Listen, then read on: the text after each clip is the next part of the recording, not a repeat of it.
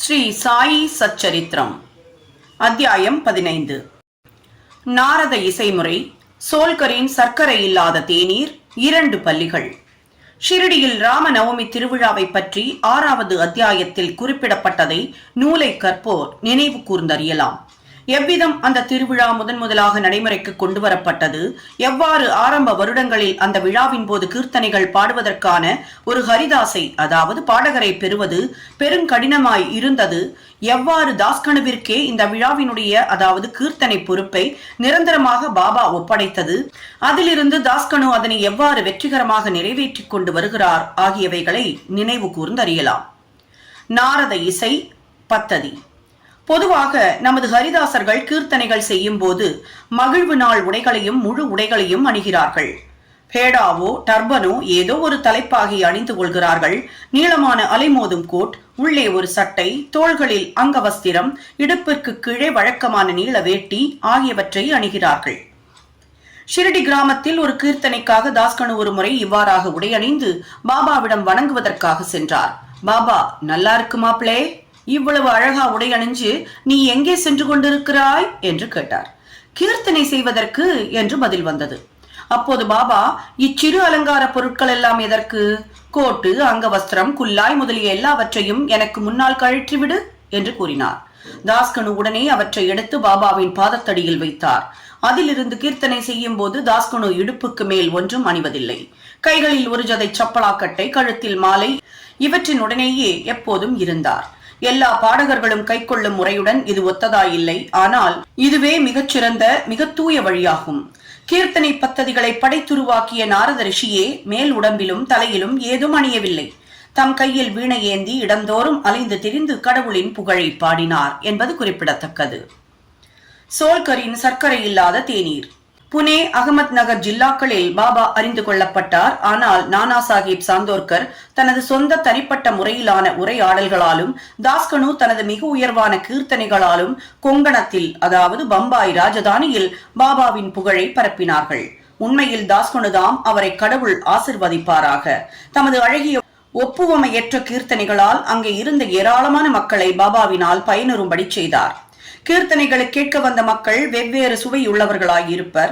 சிலர் ஹரிதாசின் அறிவாழத்தை அல்லது புலமையை விரும்புவர், சிலர் அவரது அபிநயங்களையும், சிலர் அவரது பாடலையும், சிலர் அவரது விகட நகைச்சுவைகளையும், சிலர் அவரது துவக்க வேதாந்த வியாக்கியானங்களையும், மற்றும் சிலர் அவரது முக்கிய கதைகளையுமாக பலர் பலவிதமாக ஆர்வம் கொண்டிருப்பர்.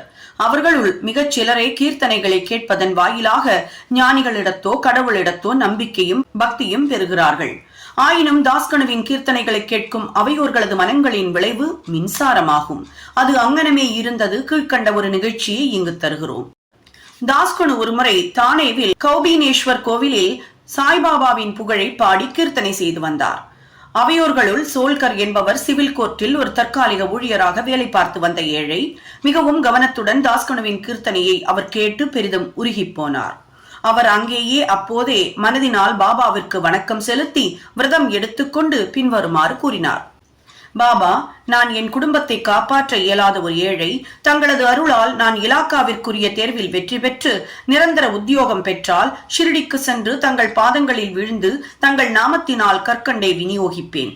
இது நிறைவேறுவதற்குரிய நல்ல அதிர்ஷ்டம் இருந்ததால் சோல்கர் பரீட்சையில் தேர்வு பெறவே செய்தார். எவ்வளவு விரைவோ அவ்வளவு நலம் என்பதாக தனது விரதத்தை நிறைவேற்றுவது ஒன்றே அவருக்கு எஞ்சி இருந்தது. பெரும் குடும்பத்தை தாங்க வேண்டிய ஏழை மனிதர் சோல்கர். அவரால் ஷிரடி பயணத்திற்கு நேரும் செலவை தாங்குதல் இயலாது. தானே ஜில்லாவில் உள்ள நாணைக்காட்டையோ அல்லது சஹ்யாத்ரி மலை தொடரையோ கூட ஒருவன் எளிதில் கடந்து விடலாம். உப்பரே காட்டை, அதாவது வீட்டின் தலைவாயிலை ஒரு ஏழை மனிதன் கடப்பது என்பது மிக மிக கடினமானது. எவ்வளவு விரைவில் தனது விரதத்தை பூர்த்தி செய்ய முடியுமோ அவ்வளவு விரைவில் பூர்த்தி செய்ய ஆவலும் கவலையும் முற்ற சோல்கர் தனது செலவை குறைத்து சிக்கனப்படுத்தி பணத்தை சேகரிக்க தீர்மானித்தார். தனது உணவிலும் தேநீரிலும் சர்க்கரையை உபயோகிப்பதில்லை என முடிவு செய்து தேநீரை சர்க்கரை இன்றியே அருந்தத் தொடங்கினார். இவ்வாறாக அவர் சிறிது பணம் சேகரிக்க என்றதும் ஷிரடியை வந்தடைந்து பாபாவின் தரிசனத்தை பெற்றார். அவர் பாதங்களில் விழுந்தார். ஒரு தேங்காயை அர்ப்பணித்தார். தனது விரதப்படி அந்த கரண சுத்தியுடன் கற்கண்டை விநியோகித்தார். பாபாவிடம் அவரது தரிசனத்தால் தான் மிகவும் மகிழ்ச்சியுற்றதாகவும் அன்றைய தினத்தில் அவரது ஆசைகள் பூர்த்தி ஆயின என்றும் கூறினார். தன்னுடைய விருந்து உபசரிப்பாளராகிய பாபு சாஹேப் ஜோக்குடன் சோல்கர் மசூதியில் இருந்தார். விருந்து உபசரிப்பாளரும் விருந்தினரும் ஆகிய இருவரும் எழுந்து மசூதியை விட்டு புறப்பட போனபோது பாபா ஜோக்கிடம் பின்வருமாறு கூறினார். அவருக்கு, அதாவது உமது விருந்தினருக்கு சர்க்கரை நிறை முழுமையாய் கரைக்கப்பட்ட தேநீரை கொடுப்பீர். இத்தகைய உட்கருத்து வளஞ்செறி சொற்களை கேட்டு சோல்கர் மிகவும் மனதுருகி போனார். வியப்பால் செயலிழந்தார். அவரின் கண்கள் கண்ணீரால் பனித்தன. மீண்டும் பாபாவின் பாதங்களில் விழுந்தார். தனது விருந்தினருக்கு அளிக்கப்பட வேண்டிய தேநீரை பற்றிய வழிநெறியை கேட்டு ஜோக்கும் ஆச்சரியமடைந்தார். தமது சொற்களின் மூலம் சோல்கரின் மனதில் நம்பிக்கையையும் பக்தியையும் தோற்றுவிக்க பாபா விரும்பினார். அவருடைய விரதப்படி தாம் கற்கண்டை பெற்றுக் கொண்டதையும் உணவில் சர்க்கரை பயன்படுத்தக் கூடாது என்ற அவரது இரகசிய தீர்மானத்தையும் தாம் முழுமையாக அறிந்திருப்பதாக அது அங்ஙனம் இருந்தபடியே பாபா குறிப்பிட்டார். பாபா கூறியதன் பொருளாவது: என் முன்னர் பக்தியுடன் உங்களது கரங்களை நீட்டுவீர்களானால் உடனேயே இரவும் பகலும் உங்களுடன் கூடவே நான் இருக்கிறேன். இந்த உடம்பால் நான் இங்கேயே இருப்பினும் 7 கடலுக்கு அப்பால் நீங்கள் செய்வதையும் நான் அறிவேன். இந்த பரந்த உலகின் கண் நீங்கள் விரும்பியபடி எங்கு வேண்டுமானாலும் செல்லுங்கள். நான் உங்களுடனேயே இருக்கிறேன். உங்களது இதயமே எனது இருப்பிடம். நான் உங்களுக்குள்ளேயே இருக்கிறேன். உங்களது இதயத்துள்ளும் அதை போன்ற சகல ஜீவராசிகளின் இதயங்களுக்குள்ளும் இருக்கும் என்னையே எப்போதும் வணங்குவீர்களாக. என்னை இங்கனமாக அறிபவர் உண்மையிலேயே ஆசிர்வதிக்கப்பட்டவரும் அதிர்ஷ்டசாலியுமாவார். இவ்வாறாக எவ்வித அழகிய முக்கியமான நீதி பாபாவினால் சோல்கருக்கு உபதேசிக்கப்பட்டது. 2 பள்ளிகள். 2 சிறிய பள்ளிகளின் கதையுடன் இந்த அத்தியாயத்தை முடிப்போம். ஒருமுறை பாபா மசூதியில் அமர்ந்திருந்தார். ஒரு பக்தரும் அவர் முன்னர் அமர்ந்திருந்தார். ஒரு பல்லி டிக் டிக் துடிப்பை விளைவித்தது. ஆச்சரியத்தால் உந்தப்பட்ட அவர், பல்லியின் இந்த துடிப்பு ஏதேனும் பின் விளைவு காட்டுதல் குறித்ததா? அது நல்ல அடையாளமா அல்லது தீய சகுனமா என்று பாபாவை கேட்டார். அந்த பல்லியின் சகோதரி அதனை பார்க்க அவுரங்காபாதிலிருந்து வந்து கொண்டிருப்பதாயும் அதனால் அந்த பல்லி மிகவும் மகிழ்ச்சியுற்றிருக்கிறது என்றும் பாபா கூறினார். பாபா சொல்லுவதன் அர்த்தம் புரியாமல் அவர் மௌனமாய் அமர்ந்திருந்தார். உடனேயே அவுரங்காபாத்திலிருந்து குதிரையில் ஒரு பெருந்தகை பாபாவை பார்க்க வந்தார். அவர் மேற்கொண்டு பயணத்தை தொடர விரும்பினார். ஆனால் அவரது குதிரை பசியாய் இருந்தபடியால் நகர்வதாக இல்லை. அதற்கு கொள்ளு தேவைப்பட்டது. கொள்ளு கொண்டு வருவதற்காக தனது தோளில் இருந்து ஒரு பையை எடுத்தார். தூசியை போக்குவதற்காக தரையில் அடித்தார். அதிலிருந்து ஒரு பல்லி விழுந்தது. எல்லோர் முன்னிலையிலும் அது சுவரில் ஏறியது. கேள்வி கேட்ட பக்தரிடம் அந்த பல்லியை நன்றாக கவனிக்கும்படி பாபா கூறினார். அது உடனே தனது பெருமையான நடையுடன் தன் சகோதரியை நோக்கி சென்றது. நீண்ட காலத்திற்கு பின்னர் இரண்டும் சந்தித்தன. ஒன்றையொன்று முத்தம் கொடுத்து கட்டி அணைத்துக் கொண்டன. சுற்றி சுற்றி ஓடி வந்து அன்பால் நடனமாடின. ஷிரடி எங்கே இருக்கிறது? அவுரங்காபாத் எங்கே இருக்கிறது? குதிரையுடன் வந்த மனிதர் பல்லியுடன் எங்கனம் அவுரங்காபாத்தில் இருந்து வந்தார்? 2 சகோதரிகள் சந்திக்கப் போவதை எங்கனம் பாபா முன்னாலேயே தீர்க்க தரிசனம் செய்தார்? இவையெல்லாம் உண்மையிலேயே மிகவும் ஆச்சரியமானதும் பாபாவின் எங்கு நிறை பேரறிவையும் அனைத்தையும் உணரும் ஆற்றலையும் மெய்ப்பிப்பதாகும். பிற்சேர்க்கை. எவரொருவர் இந்த அத்தியாயத்தை பக்தியுடன் படிக்கிறாரோ அல்லது தினமும் கருத்தூன்றி பயில்கிறாரோ சத்குரு சாய்பாபாவின் அருளால் அவரது அனைத்து ஆழ்துயர் நிலைகளும் அகற்றப்படும். சாயியை பணிக. அனைவருக்கும் சாந்தி நிலவட்டும்.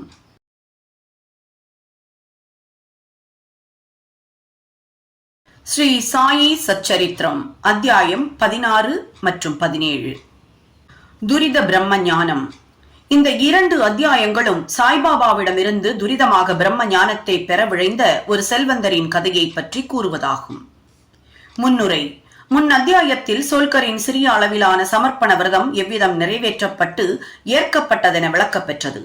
அன்புடனும் பக்தியுடனும் அளிக்கப்படும் எத்தகைய சிறிய பொருளையும் பாராட்டுதல்களுடன் ஏற்றுக்கொள்வார் என்று அந்த கதையின் வாயிலாக சாய்பாபா அறிவுறுத்தினார். ஆனால் அதுவே பெருமையுடனும் இருமாப்புடனும் அளிக்கப்பட்டால் ஏற்றுக்கொள்ள மறுத்து விடுவார்.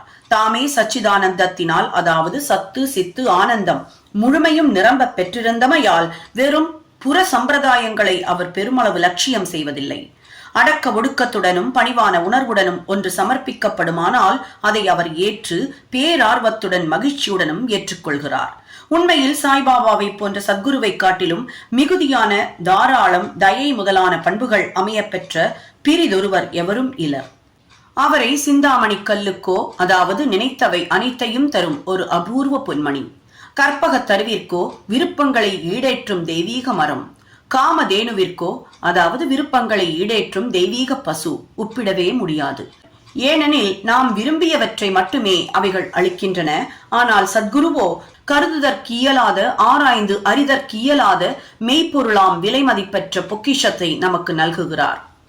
இப்போது சாய்பாபாவிடம் வந்து தனக்கு பிரம்ம ஞானம் அளிக்க வேண்டும் என்று மன்றாடி வேண்டிக் கொண்ட ஒரு பணக்காரரை சமாளித்து எப்படி அனுப்பி வைத்தார் எனும் கதையை கேட்போம். தனது வாழ்க்கையில் மிகவும் சுபிட்சத்துடன் விளங்கிய பணக்காரர் ஒருவர் இருந்தார். துரதிருஷ்டவசமாக அவர் பெயர், இருப்பிடம் முதலியன குறிப்பிடப்படவில்லை. அவர் ஏராளமான செல்வம், வீடுகள், வயல்கள், நிலங்கள் முதலியவற்றை பெருந்திரளாக குவித்திருந்தார். பல வேலையாட்களும் சார்ந்து வாழ்வோரும் வாய்க்கப்பட்டவராக இருந்தார்.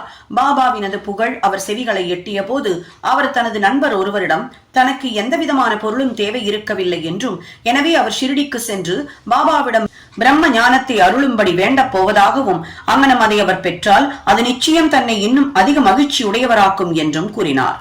அவரது நண்பர் பின்வருமாறு உரைத்து அவர் கருத்தை மாற்ற முயன்றார். பிரம்மத்தை அறிவதென்பது அவ்வளவு எளிதல்ல. அதிலும் குறிப்பாக மனைவி, மக்கள், செல்வம் எனும் கவனத்திலேயே முழுவதுமாக கவரப்பட்டிருக்கும் பேராசைக்காரருக்கு அது எளிதே அல்ல.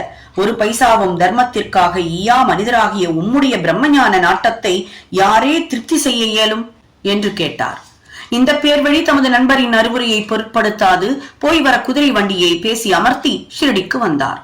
மசூதிக்கு சென்று சாய்பாபாவை பார்த்தார். அவர் பாதங்களில் விழுந்து வணங்கினார். பாபா, இங்கு வருவோர் அனைவருக்கும் எவ்வித தாமதமும் இன்றி தாங்கள் பிரம்மத்தை காண்பிக்கிறீர்கள் என்று கேள்விப்பட்டு தொலைவில் உள்ள எனது இடத்திலிருந்து இங்கு நான் வந்திருக்கிறேன். எனது பிரயாணத்தால் மிகவும் களைப்படைந்துள்ளேன். நான் தங்களிடமிருந்து பிரம்மத்தை பெறுவேனாகில் எனது கடின முயற்சிகள் எல்லாம் நன்றாக ஊதியம் அளிக்கப்பட்டு பரிசு நல்கப்பட்டவையாகும் என்று கூறினார். பாபா அப்போது கூறியதாவது: ஓ எனது அருமை நண்பனே, ஏங்கி கவலையுறாதே. நான் உடனேயே உனக்கு பிரம்மத்தை காண்பிக்கிறேன். எனது நடைமுறை தொடர்புகள் அனைத்தும் ரொக்கத்திலேதான், கடனில் அல்ல. எனவே பலர் என்னிடம் வந்து செல்வம், தேக ஆரோக்கியம், ஆற்றல், புகழ், பதவி, நோய் தீர்த்தல் போன்ற இவ்வுலக பொருட்களையே கேட்கின்றனர். இங்கு வந்து பிரம்ம ஞானத்தை கேட்பவர் அரிது. இந்த உலக பொருட்களை கேட்பவர்களுக்கு பஞ்சமே இல்லை. ஆத்மார்த்த விஷயங்களில் ஆர்வமுடைய மனிதர்களை காண்பது மிகவும் அரிதாகையால் உம்மை போன்ற மனிதர்கள் வந்து என்னை பிரம்ம ஞானம் தரச் சொல்லி வற்புறுத்தும் போது அந்த தருணத்தை யான் அதிர்ஷ்டமும் புனிதமும் வாய்த்ததாக கருதுகிறேன். எனவே உடனே மகிழ்ச்சியுடன் உனக்கு பிரம்மத்தின் சுற்றுச்சூழலையும் அதை அடைவதில் உள்ள சிக்கல்களையும் தெரிவித்து தெளிவிப்பேன் என்றார். இதை புகன்ற பின்னர் பாபா அவருக்கு பிரம்மத்தை புலப்படுத்த ஆரம்பித்தார். அவரை அங்கு அமரும்படி செய்து பிரிதோர் உரையாடலிலோ விவகாரத்திலோ அவர் ஈடுபடும்படியாக செய்தார். இவ்வாறாக தற்காலிகமாக அவரை தம் வினாவினை மறக்கச் செய்தார். பிறகு ஒரு பையனை கூப்பிட்டு அவனை நந்து மார்வாடியிடம் சென்று 5 ரூபாய் கைமாற்று வாங்கி வரும்படி கூறினார். பையன் சென்று உடனே திரும்பி வந்து இல்லை என்றும் அவர் வீடு பூட்டி இருப்பதாயும் தெரிவித்தான். பின்னர் பாபா அவனை மளிகை கடைக்காரர் பாலாவிடம் சென்று அவரிடம் இருந்து குறிப்பிட்ட கைமாற்று தொகையை வாங்கி வரும்படி கூறினார். இந்த முறையும் பையன் வெற்றி பெறாமல் திரும்பி வந்தான். இந்த பரிசோதனை 2-3 முறை இதே போல் விளைவுடன் நடத்தப்பட்டது. நாம் அனைவரும் அறிந்தவாறு சாய்பாபா வாழ்ந்து கொண்டிருக்கின்ற, இயங்கிக் கொண்டிருக்கின்ற அவதாரமாகும். பின்னர் இந்த அற்ப தொகையான 5 ரூபாய் அவருக்கு ஏன் தேவைப்படுகிறது? அதனை கைமாற்றாக பெறுவதற்கு அவர் ஏன் அரிதின் முயல வேண்டும் என்று சிலர் வினவக்கூடும். உண்மையில் அவருக்கு இந்த தொகை தேவை இருக்கவில்லை. நந்துவும் பாலாவும் அவரவர் இடங்களில் இல்லை என்பதை பாபா நிச்சயமாக அறிவார். இந்த வழிமுறையை பிரம்மத்தினை எய்த விழைகின்றவருக்குரிய ஒரு சோதனையாக மேற்கொண்டார். அப்பெருந்தகை கரன்சி நோட்டுகளின் கற்றை ஒன்றினை தம் பையில் வைத்துக் கொண்டிருந்தார். அங்கனம் அவர் உண்மையிலேயே ஆர்வம் உள்ளவராக இருந்திருப்பின் 5 ரூபாயை பெறுவதற்காக பாபா தீவிரமாக முயற்சித்துக் கொண்டிருக்கும் அந்த தருணம் அங்கே அமைதியாக அமர்ந்து கொண்டு நிகழ்வனவற்றின் வெறும் மேலோட்ட பார்வையாளராக இருந்திருக்கவே மாட்டார். பாபா தமது மொழிகளை காப்பாற்றுவார் என்றும், கடனை திருப்பி கொடுத்து விடுவார் என்றும், தேவையான பணமும் ஒரு அற்ப தொகையே என்றும் அவர் அறிந்தே இருந்தார். எனினும் அவருக்கு ஒரு உறுதியான தீர்மானத்திற்கு வரவோ தொகையை முன்வந்து அளிக்கவோ தோன்றவில்லை. அத்தகைய மனிதர் உலகிலேயே மிக மிக பெரிய பொருளான பிரம்ம ஞானத்தை பாபாவிடமிருந்து பெற விரும்பினார். பாபாவிடம் அன்பு பூண்ட வேறெந்த மனிதனும் சும்மா பார்த்து கொண்டிருப்பதற்கு பதிலாக உடனடியாக பாபாவிற்கு 5 ரூபாயை அளித்திருப்பான். இந்த மனிதரின் இயல்போ வேறானதாக இருந்தது. அவர் எவ்வித பணமும் கொடுக்கவில்லை, அமைதியாகவும் அமர்ந்திருக்கவில்லை. திரும்பி செல்வதற்கு பதட்டமாக இருந்தமையால் பொறுமை இழக்கத் தொடங்கினார். பாபாவிடம் மன்றாடி, ஓ பாபா, தயவு செய்து சீக்கிரம் எனக்கு பிரம்மத்தை காண்பியுங்கள் என்றார். பாபாவும், ஓ எனதருமை நண்பனே, நீ பிரம்மத்தை கண்ணுறும் பொருட்டாகவே இந்த இடத்தில் அமர்ந்து கொண்டு நான் நுணுக்க விவரமாக ஆய்ந்த வழிமுறைகளை எல்லாம் நீ புரிந்து கொள்ளவில்லையா? சுருக்கமாக அவை இவ்வாறானதாகும். பிரம்மத்தினை கண்டு உணர்வதற்கு ஒருவன் 5 பொருட்களை கொடுக்க வேண்டும். அதாவது 5 பொருட்களை சமர்ப்பிக்க வேண்டும். அவையாவன: 1 5 பிராணன்கள், அதாவது முக்கிய சக்திகள். 2 5 உணர்வுகள், அதாவது செயலில் 5, பார்வையில் 5. 3வது மனது. 4வது புத்தி. 5வது அகங்காரம். பிரம்ம ஞானம் அல்லது ஆத்மானுபூதி என்னும் வழியானது கத்தி முனையில் நடப்பதனை நிகர்த்த கடினமான ஒன்றாகும் என்று ஆரம்பித்து இந்த பொருளனை பற்றி சாய்பாபா நீண்ட போதனை அளித்தார். அதனுடைய கருத்துரை கீழே கொடுக்கப்பட்டுள்ளது. பிரம்ம ஞானம் அல்லது ஆத்மானுபூதியை பெறுவதற்கு வேண்டிய முன்னீட்டான வரைமுறைகள், அதாவது தகுதிகள் இதோ. எல்லோரும் தத்தமது வாழ்நாட்களிலேயே பிரம்மத்தை பார்க்கவோ தெளிவாக உணரவோ மாட்டார்கள். அதற்காக சில தகுதிகள் முழுமையாக தேவைப்படுகின்றன. 1 முமுட்சை அல்லது விடுதலை அடைய செறிந்த விருப்பம். தான் கட்டுப்பட்டிருப்பதாக நினைத்து தலைகளினின்று விடுபட வேண்டும் என்ற அந்த லட்சியத்திற்கே ஊக்கத்துடனும் தீர்மானத்துடனும் உழைப்பவன், மற்றதை பற்றியும் கவலையுறாதவன் ஆத்மீக வாழ்க்கைக்கு தகுதியுடையவன் ஆகின்றான். 2 விரக்தி. இந்த உலக மறு உலக பொருட்களின் மீதுள்ள வெறுப்புணர்ச்சி. இகபரங்களில் தனது செய்கையால் விளையும் பொருட்கள், ஆதாயங்கள், கௌரவங்கள் இவைகளை ஒருவன் வெறுத்தால் அன்றி ஆத்மீக ராஜ்யத்தின் எல்லைக்குள் நுழைய அவனுக்கு உரிமை இல்லை. 3 அந்தர்முக்தா. உன்முக சிந்தனை. கடவுளால் நமது உணர்வுகள் அனைத்தும் புறத்தே செல்லும் போக்குடையவைகளாய் படைக்கப்பட்டிருக்கின்றன. எனவே மனிதன் எப்போதும் தனக்கு புறத்தே உள்ளனவற்றையே நோக்கி அகத்தை பாராதிருக்கிறான். ஆத்மானுபூதியையும் இரவா புகழுடைய பெரு வாழ்வையும் விரும்புபவன் தனது கூர்த்த நோக்கை உன்முகமாக திருப்பி உள்ளிருக்கும் ஆத்மாவை பார்க்க வேண்டும். 4 தீவினைகள் கசடர கழிபடுதல். ஒருவன் கொடுந்தன்மைகளிலிருந்து மாறினால் அன்றியும், தவறுகள் செய்வதை நிறுத்தினால் அன்றியும், தன்னைத்தான் ஒருங்கிணைத்து அமைதி உற்றால் அன்றியும், மனம் சாந்தமுற்றால் அன்றியும் தத்துவ ஞானத்தின் மூலமாக மட்டும் ஆத்மானுபூதியை எய்துவிட முடியாது. ஒழுங்கான நடத்தை. உண்மையுடைய தவமுடைய உள் தரிசனத்துடன் கூடிய பிரம்மச்சரிய வாழ்க்கையை நடத்தினால் அன்றி ஒருவன் இறை அனுபூதியை எய்த முடியாது. 6 பிரேயஸ் விலக்கி, அதாவது புலன் உணர்வு மகிழ்ச்சி. ஷேயஸ் நாடுதல், அதாவது நலம் பயப்பவை. பொருட்கள் 2 படித்தரமானவை, அதாவது நன்மையானவைகளும் மன மகிழ்ச்சிக்குரியவையும் ஆகும். முன்னவை ஆன்மீக செயல் தொடர்புடையவை, பின்னவை இகலோக பொருட்களின் செயல் தொடர்புடையவை. தம்மை ஏற்றுக்கொள்ளும்படி இவை இரண்டுமே மனிதனை அணுகுகின்றன. ஆலோசித்து அவற்றினுள் ஒன்றை அவன் தேர்ந்தெடுக்க வேண்டும். விவேகம் உள்ளவன் மகிழ்வை விட நன்மையை தேர்ந்தெடுக்கிறான். அவிவேகியோ பேராசையாலும் பற்றாலும் மகிழ்ச்சியையே தேர்ந்தெடுக்கிறான். 7 மனத்தையும் மற்ற உணர்வுகளையும் அடக்கி ஆளுதல். உடம்பே தேர், ஆத்மாவே எஜமானர், புத்தியே தேரோட்டி, மனதே கடிவாளம், உணர்வுகளே குதிரைகள், உணர்விற்குரிய பொருட்களே அவைகளின் பாதைகள்.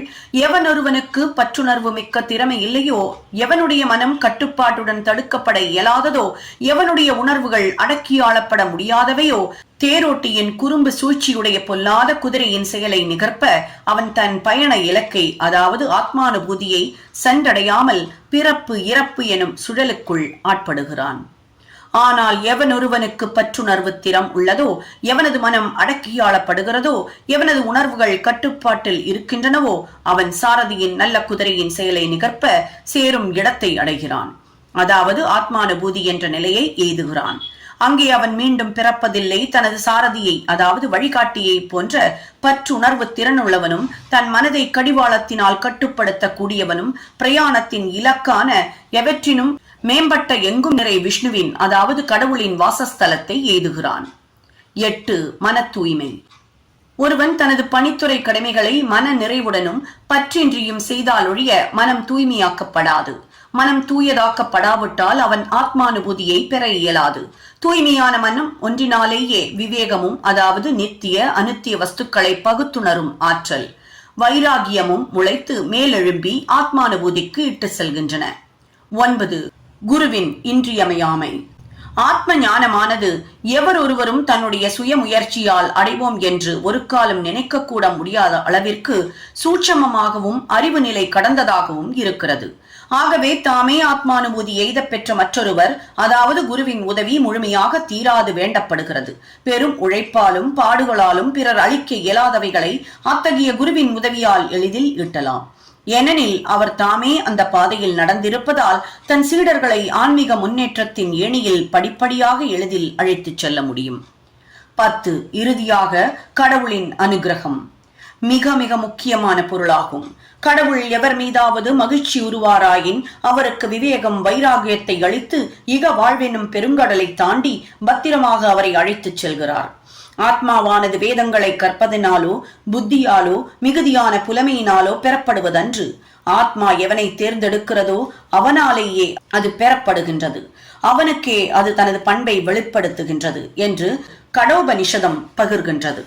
இவ்வாறாக விளக்க உரையை முடித்ததும் பாபா அந்த பெருந்தகையிடம் திரும்பி, நல்லதையா, உனது பையில் 5 ரூபாயை போன்று 50 மடங்குகள் உருவில் ரூபாய் 250, அதாவது பிரம்மம் பண தெய்வம் இருக்கிறது. அவற்றை தயவு செய்து வெளியே இடு என்றார். அந்த பெருந்தகையும் நோட்டுகளின் கற்றையை தமது பையில் நின்று வெளியே எடுத்தார்.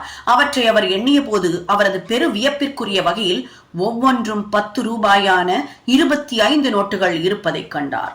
பாபாவின் எங்கும் நிறை பேரறிவை கண்ணுற்று அவர் மனதுருகி பாபாவின் ஆசிர்வாதங்களுக்காக ஏங்கி அவர் பாதத்தடியில் விழுந்தார். அப்போது பாபா அவரிடம், உனது கட்டு பிரம்மத்தை சுருட்டிக் கொள்க, அதாவது கரன்சி நோட்டுகளை எடுத்துக் கொள்க. உன் பேராசையை முழுமையாக விட்டொழித்தால் அன்றி மெய்யான பிரம்மத்தை நீ அடையவே முடியாது.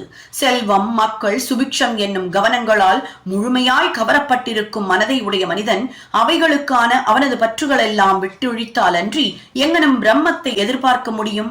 பற்றெனும் மாயத் தோற்றம் அல்லது பணத்தாசை என்னும் இருமாப்பு, பொறாமை என்னும் முதலைகள் நிறைந்த துன்பப் பெரு நீர்ச்சுழியாகும். ஆசைகளை நீத்தவனுக்கே கழியை கடத்தல் இயலுவதாகும். பேராசையும் பிரம்மமும் எதிர் எதிர் துருவங்கள். அவைகள் நிரந்தரமாக ஒன்றுக்கொன்று முரண்பட்டவை. எங்கே பேராசை நிலவுகிறதோ அங்கே பிரம்மத்தை பற்றிய எண்ணத்திற்கோ தியானத்திற்கோ இடமே இல்லை. பின்னர் எங்கனும் ஒரு பேராசைக்காரன் சாந்தத்தையும் பரகதியையும் பெற்றிட முடியும்? பேராசைக்காரனுக்கு அமைதி இல்லை, திருப்தி இல்லை, நிலை உறுதிப்பாடும் இல்லை. எவ்வளவு பேராசை மனதகத்தின் இருப்பினும் கூட சாதனைகள், அதாவது ஆன்மீக முயற்சிகள் அனைத்தும் பயனற்றவையே ஆகும். தனது கர்மங்களின் விளைவால் அடையவிருக்கும் பழத்தின் அல்லது பயனின் ஆசைகளில் நின்று விடுபடாமலும் அவைகளின் மேல் வெறுப்புறாமலும் உள்ள நன்றாக கற்றறிந்தவனுடைய ஞானமும் கூட பயனில்லை. அது அவனுக்கு ஆத்மானுபூதியை பெறுவதில் உதவ இயலாது. அகங்காரம் முழுமையும் நிரம்ப பெற்று புலனுணர்வு பொருட்களையே சதா சிந்தித்துக் கொண்டு இருப்பவனுக்கு குருவின் போதனைகள் கூட பயனற்றவையே. மன தூய்மையே அறவே தேவைப்படுகிறது. அஃதின்றி நமது ஆன்மீக சாதனைகள் யாவும் பயனற்ற வெளித்தோற்றமும் பகட்டு ஆரவாரமுமே அன்றி பிரிதில்லை. எனவே ஒருவனால் ஜீரணிக்க முடிந்த, கிரகிக்க இயன்றவற்றை மட்டுமே எடுத்துக் கொள்வது நலமாகும். எனது கருவூலம் நிறைந்திருக்கிறது, எவனுக்கும் அவன் விரும்பியதை நான் அளிக்க முடியும். ஆனால் நான் கொடுப்பதை பெற்றுக்கொள்ளும் தகுதி அவனுக்கு இருக்கிறதா என்பதை நான் கவனிக்க வேண்டும். நான் சொல்வதை கவனத்துடன் கேட்பீர்களானால் நீங்கள் உண்மையிலேயே நன்மை அடைவீர்கள். இந்த மசூதியில் அமர்ந்து கொண்டு நான் உண்மையை தவிர வேறெதையும் பேசவில்லை என்று உரைத்தார் பாபா. ஒரு வீட்டிற்கு விருந்தினர் ஒருவர் அழைக்கப்பட்டிருக்கும் போது வீட்டை சேர்ந்தவர்களும் அங்கிருக்க நேரிடும் மற்ற நண்பர்களும் உறவினர்களும் விருந்தாளியுடன் உபசரிக்கப்பட்டு மகிழ்வெய்துவார்கள். அவ்வாறே மசூதியில் அப்போது இருந்த அனைவரும் பாபாவினால் பணக்கார பெருந்தகைக்கு பரிமாறப்பட்ட ஆன்மீக விருந்தில் பங்கு கொண்டனர். பணக்கார பெருந்தகை உள்ளிட்ட அனைவரும் பாபாவின் ஆசிர்வாதங்களை பெற்ற பின்னர் மிகவும் திருப்தியுடனும் மகிழ்ச்சியுடனும் அந்த இடத்தை விட்டு சென்றனர். பாபாவின் சிறப்பான குணாதிசயங்கள். தங்களது வீட்டை துறந்து காடுகளில், குகைகளில், துறவி மடங்களில் தனிமையில் இருந்து கொண்டு தங்களுக்கே விடுதலை அல்லது பரகதி தேட முயற்சிக்கும் பல முனிவர்கள் உள்ளனர். மற்றவர்களை பற்றி அவர்கள் கவலைப்படுவதில்லை. எப்போதும் அந்த ஆத்மாவிலேயே தம்மை மறந்து மூழ்கி இருப்பார்கள். சாய்பாபா அந்த வகையை சார்ந்தவர் அல்ல. அவருக்கு வீடில்லை, மனைவி இல்லை, மக்கள் இல்லை, சேமி அண்மை உறவினர்கள் யாரும் இல்லை. எனினும் அவர் இந்த உலகத்தில், அதாவது இந்த சமூகத்தில் வாழ்ந்தார். 4-5 வீடுகளில் இருந்து தமது உணவை அவர் இறந்துண்டு எப்போதும் வேப்ப மரத்தடியிலேயே வாழ்ந்தார். உலக விவகாரங்களை நடத்தி கொண்டு மக்களுக்கு உலகில் எங்கனும் நடக்க பழக வேண்டும் என போதித்தார். கடவுள் காட்சியை பெற்றபின் மக்களின் சுபிக்ஷத்திற்காக பாடுபடும் முனிவர்களையோ சாதுக்களையோ காண்பதரிது. சாய்பாபா இவர்களில் எல்லாம் தலையாயவர். எனவே ஹேமத் பந்த் பின்வருமாறு கூறுகிறார்: இத்தகைய அசாதாரணமான அறிவெல்லை கடந்த விலை மதிப்பெற்ற தூய்மையான மாணிக்கக்கல், அதாவது சாய்பாபா அவதரித்த நாடு ஆசிர்வதிக்கப்பட்டது, குடும்பம் ஆசிர்வதிக்கப்பட்டது, தூயவர்களாகிய அவரின் பெற்றோர்கள் ஆசிர்வதிக்கப்பட்டவர்கள். ஸ்ரீ சாயியை பணிக. அனைவருக்கும் சாந்தி நிலவட்டும்.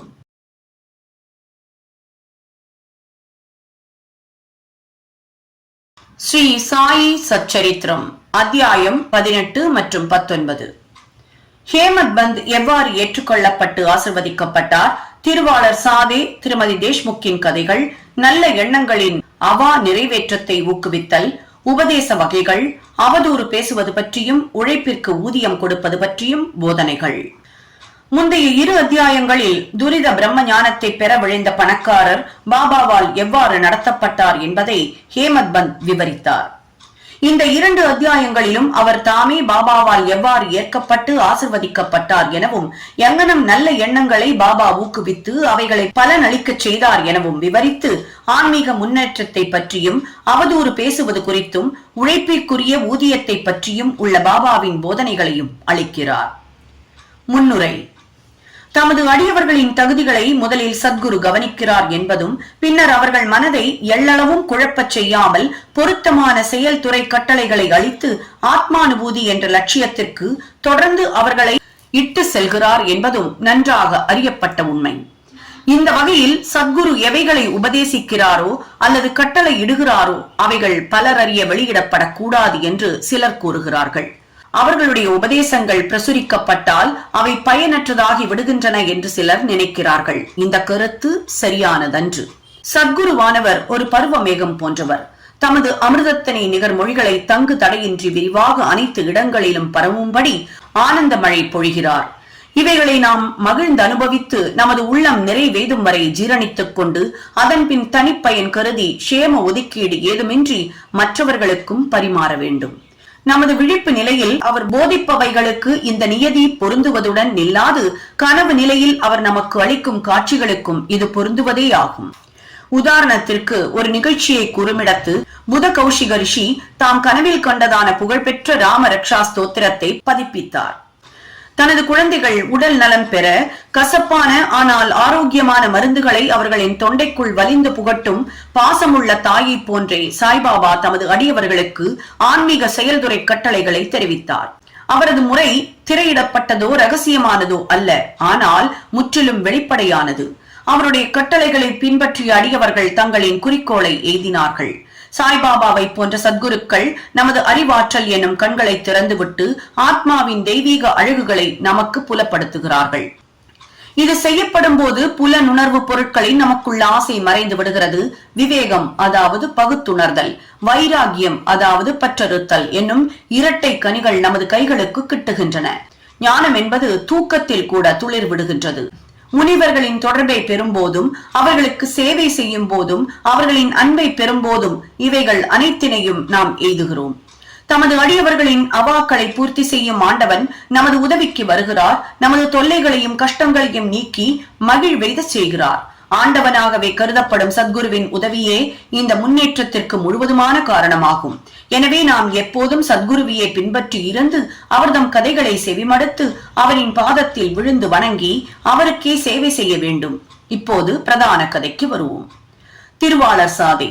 பல ஆண்டுகளுக்கு முன் பம்பாயின் கவர்னர் ரே பிரபுவால் அடக்கப்பட்ட கிராஃபோர்ட் நடப்பாட்சியின் போது சிறிதளவு பிரசித்தி பெற்றிருந்த சாதே எனும் பெருந்தகை ஒருவர் இருந்தார்.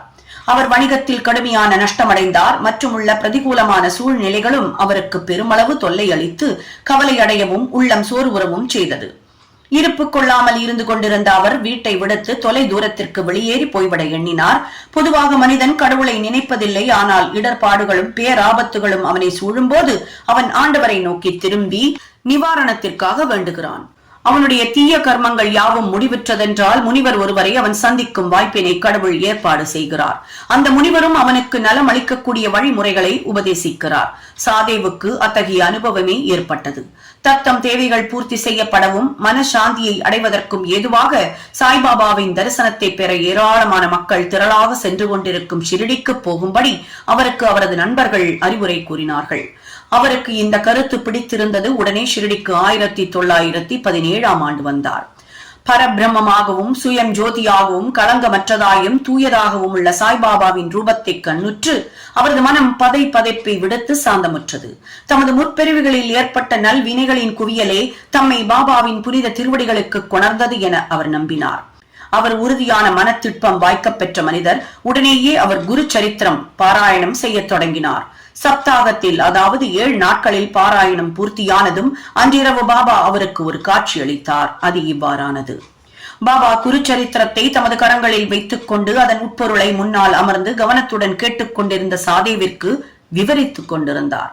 அவர் விழித்தெழுந்து பின்னர் தமது கனவினை நினைவு கூர்ந்து மிகவும் மகிழ்ச்சி அடைந்தார். அறியாமையால் குரட்டை விடும் தம்மை போன்ற ஆத்மாக்களை பாபாவின் எல்லையற்ற கருணையை எழுப்பிவிட்டு குருச்சரித்திர அமுதத்தினை சுவைக்கும்படி செய்கிறது என்று அவர் நினைத்தார். மறுநாள் காகா சாஹேப் தீட்சித்திடம் இந்த காட்சியை பற்றி அவர் தெரிவித்து சாய்பாபாவிடம் அதன் பொருளை பற்றிய நுட்ப குறிப்பினை குறித்து கேட்கும்படி வேண்டிக் கொண்டார். அதாவது 1 வாரம் பாராயணம் செய்தது போதுமா அல்லது மீண்டும் ஆரம்பிக்க வேண்டுமா என்பதாக. காகா சாஹேப் தீட்சித்தும் தமக்கு கிடைத்த ஒரு அரிய சந்தர்ப்பத்தில் பாபாவை நோக்கி, தேவா, ஓ தெய்வமே, இந்த காட்சியால் சாதேவுக்கு எதனை குறிப்பிடுகிறீர்கள்? அவர் சப்தாகத்தை நிறுத்தி விடலாமா, தொடர வேண்டுமா? அவர் ஒரு எளிய அடியவர். அவரது அவா நிறைவேற்றப்படுதல் வேண்டும். அவருக்கு காட்சியின் பொருள் விளக்கப்பட்டு அவர் ஆசிர்வதிக்கப்பட வேண்டும் என்று கேட்டுக்கொண்டார். பாபாவும் அவர் மற்றொரு சப்தாக பாராயணம் செய்ய வேண்டும், அதை அவர் கவனமாக கற்பாராயின் அவர் தூயவராகி நன்மை பெறுவார், பரமாத்மாவும் மகிழ்வடைந்து இந்த சம்சார வாழ்க்கையின் பந்தங்களில் நின்று அவரை விடுவிப்பார் என்று கூறினார். இந்த சமயத்தில் ஹேமத் பந்த் அங்கே இருந்தார். அவர் பாபாவின் கால்களை பிடித்து விட்டுக் கொண்டிருந்தார். பாபாவின் சொற்களை கேட்டதும் அவர் தன் மனதில் பின்வருமாறு சிந்திக்கலானார். என்ன, சாதே 1 வாரமே படித்து பரிசை பெற்றுக் கொண்டார். 40 ஆண்டுகளாக ஒரு பயணமின்றி நான் படித்துக் கொண்டிருக்கிறேன். இந்த இடத்தில் அவரது 7 நாள் வாசம் பலனளிக்க நேரிட்டு எனது 7 வருட வாசம், அதாவது 1910 17 வரை பலனேதுமின்றி போகின்றதே.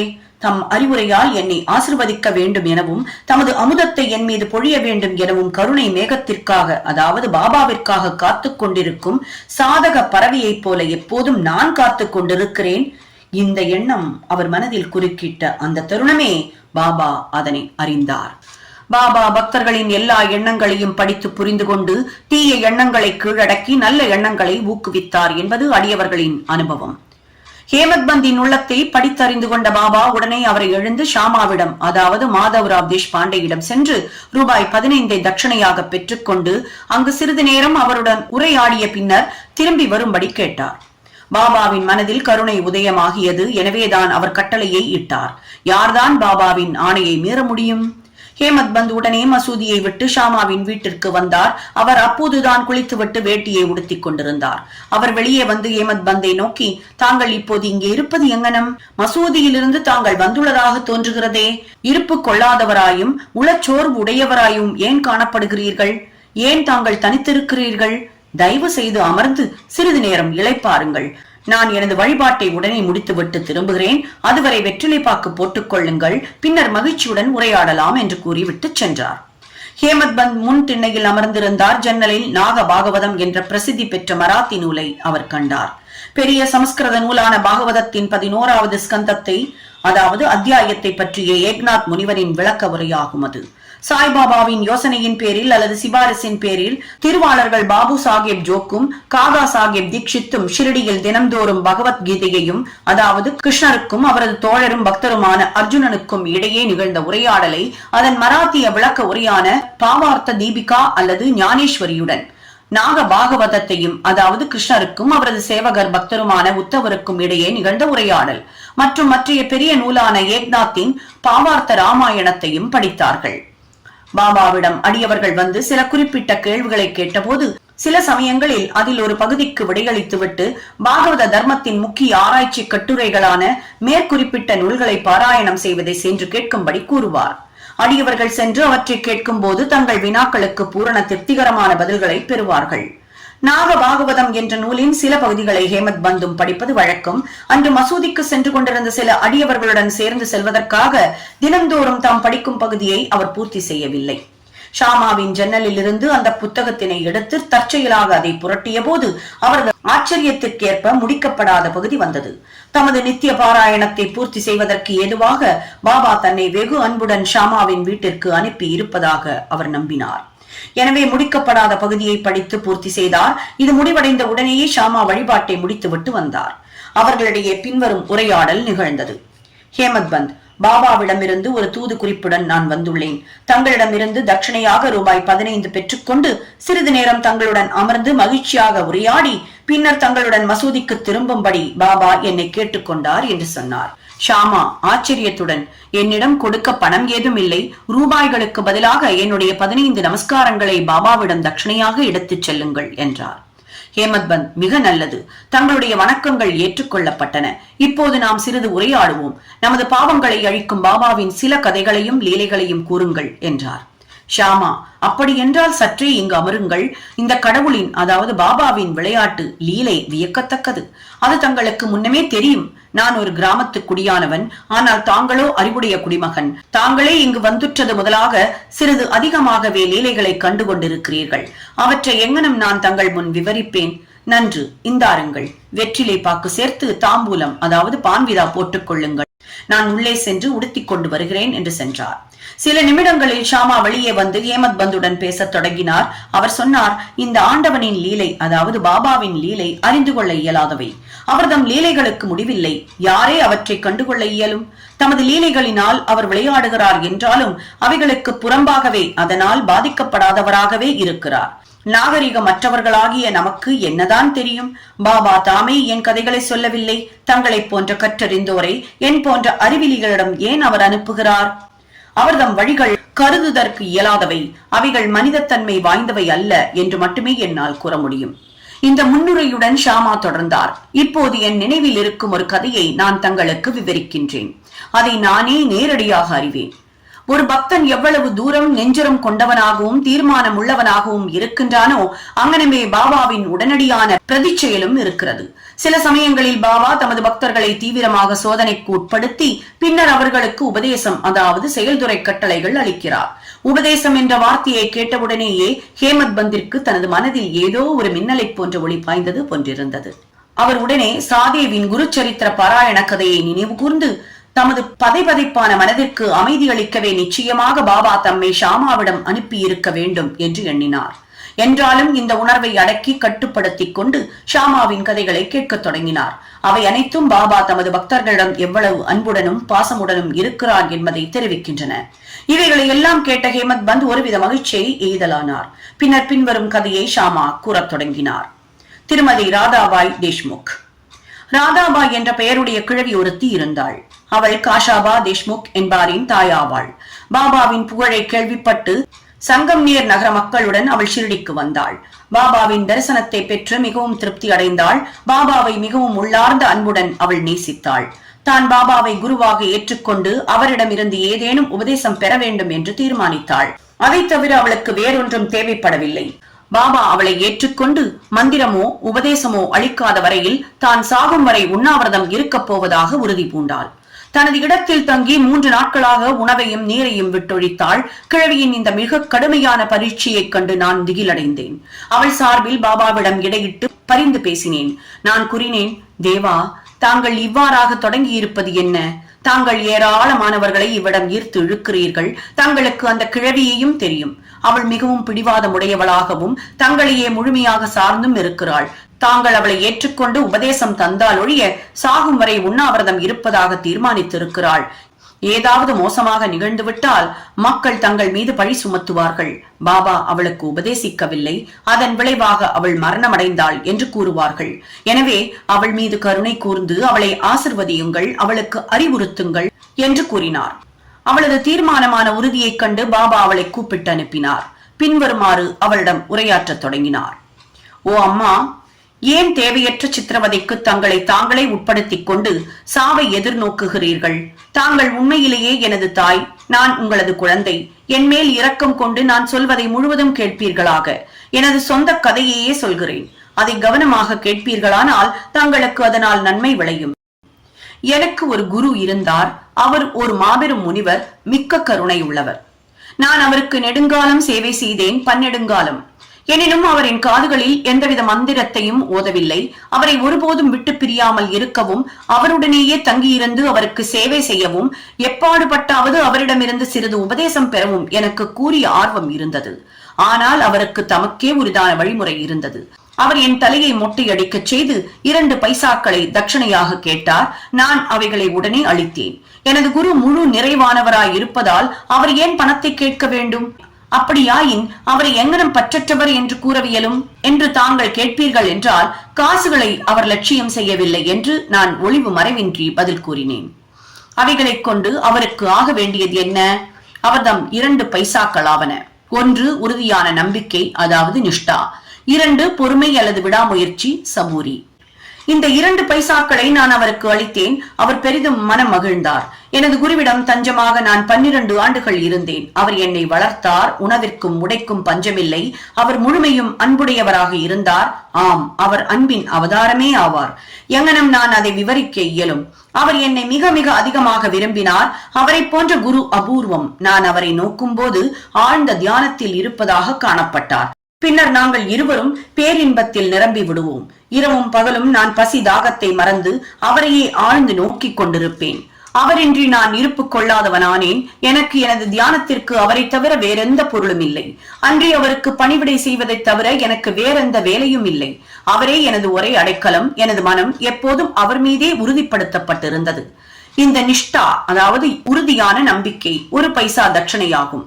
சபூரி, அதாவது பொறுமை அல்லது விடாமுயற்சி என்பது மற்றொரு பைசாவாகும். குருவிடம் நான் பொறுமையுடன் மிக நீண்ட காலம் வரை சேவை செய்தேன். இந்த சபூரியானது உங்களை இந்த உலக வாழ்க்கை என்னும் பெருங்கடலை கடப்பதற்குரிய தோணியில் ஏற்றி அக்கறை சேர்ப்பிக்கும்.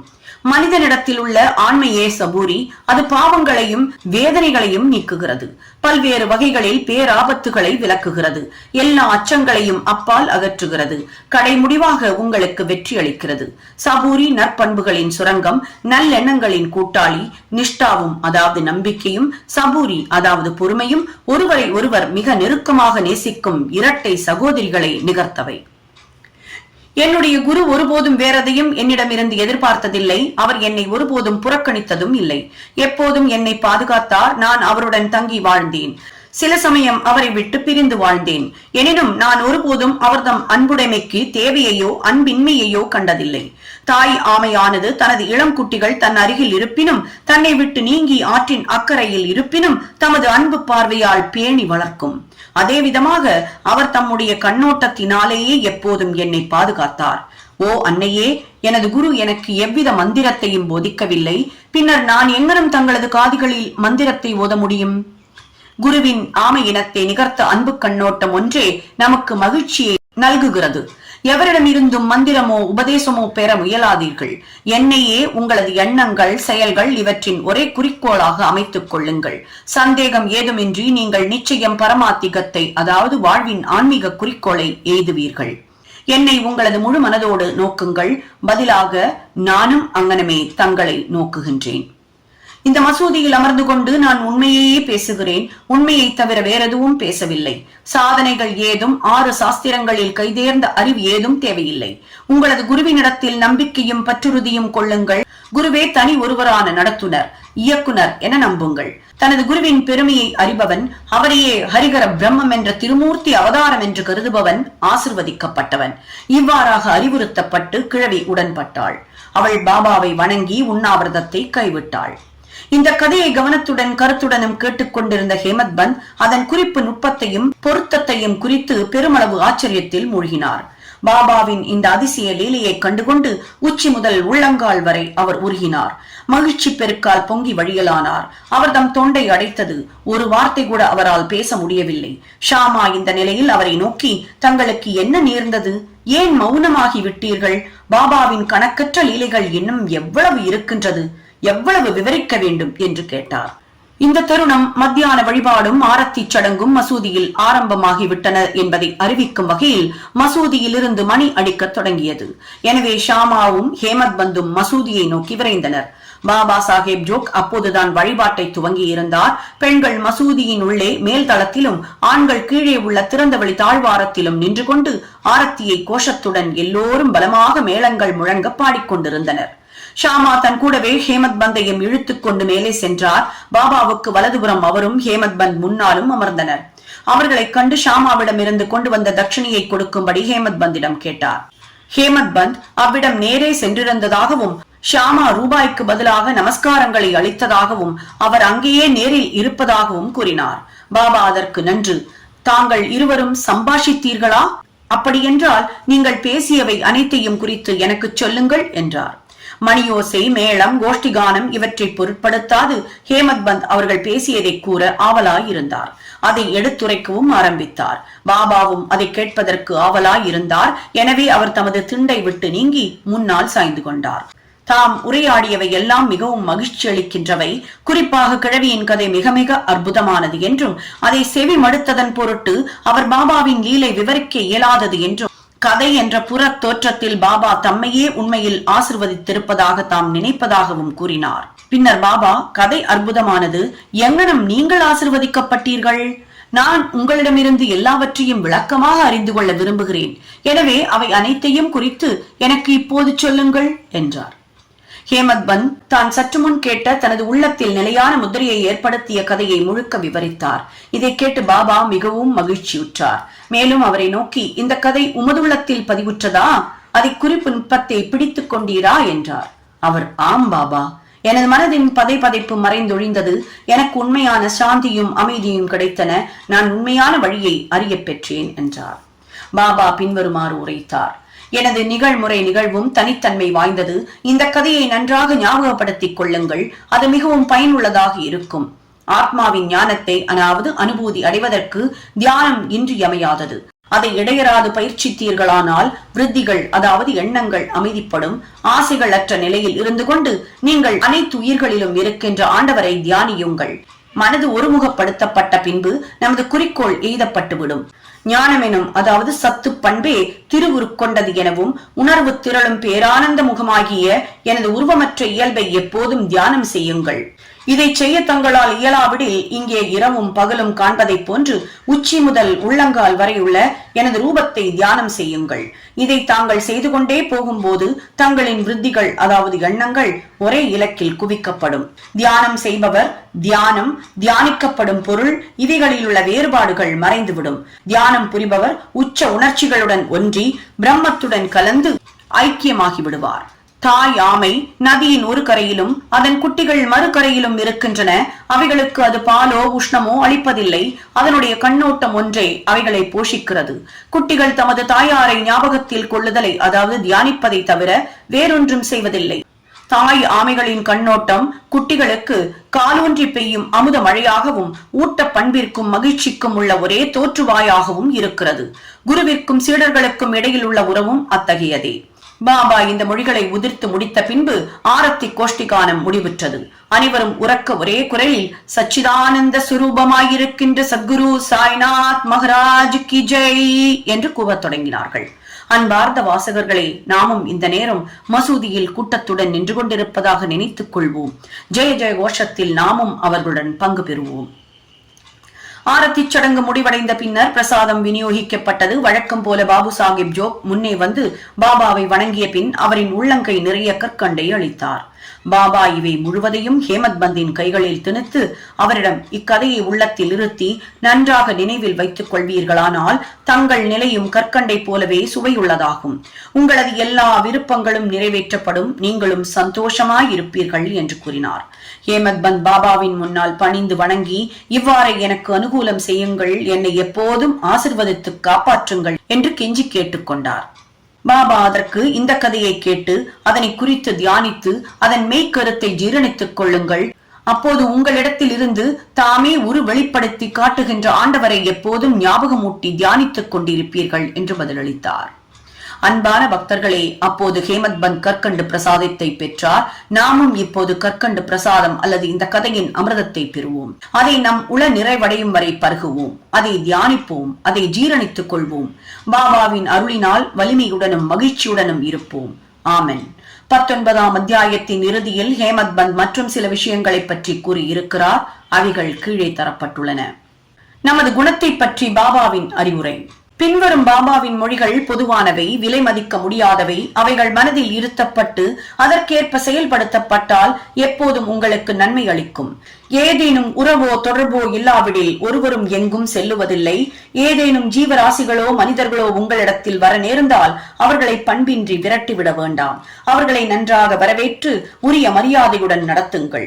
தாகமாயிருப்போர்க்கு தண்ணீர் கொடுத்த போதும், பசியாயிருப்போர்க்கு உணவு அளித்த போதும், ஆடையற்றவர்களுக்கு ஆடை அளித்த போதும், உட்காருவதற்கும் இளைப்பாறுவதற்கும் உங்களது திண்ணையை மற்றவர்களுக்கு அளித்த போதும் ஸ்ரீஹரி நிச்சயம் மகிழ்வெய்துவார். யாராவது உங்களிடம் பணம் கேட்டு உங்களுக்கு கொடுக்க மனதில்லாமல் இருந்தால் கொடுக்காதீர்கள். ஆனால் அவரை பார்த்து நாயை போன்று குறைக்க வேண்டாம். யாரேனும் நூற்றுக்கணக்கான விஷயங்களை உங்களுக்கு எதிராக கூறட்டும், ஆனால் கசப்பாக எந்த விதத்திலும் அவர்களுக்கு பதிலளிக்கும்படியாக சீற்றம் கொள்ளாதீர்கள். இவ்வாறான விஷயங்களை எப்போதும் சகித்துக் கொண்டிருப்பீர்களானால் நீங்கள் நிச்சயம் மகிழ்ச்சி அடைவீர்கள். உலகம் தலைகீழாக மாறட்டும், நீங்கள் இருந்த இடத்திலேயே இருங்கள். உங்கள் இருப்பிடத்தில் நின்று கொண்டோ வசித்துக் கொண்டோ அனைத்து விஷயங்களையும் உங்கள் முன்னர் கடந்து செல்லும் காட்சியாக அமைதியுடன் பார்த்து கொண்டிருப்பீர்களாக.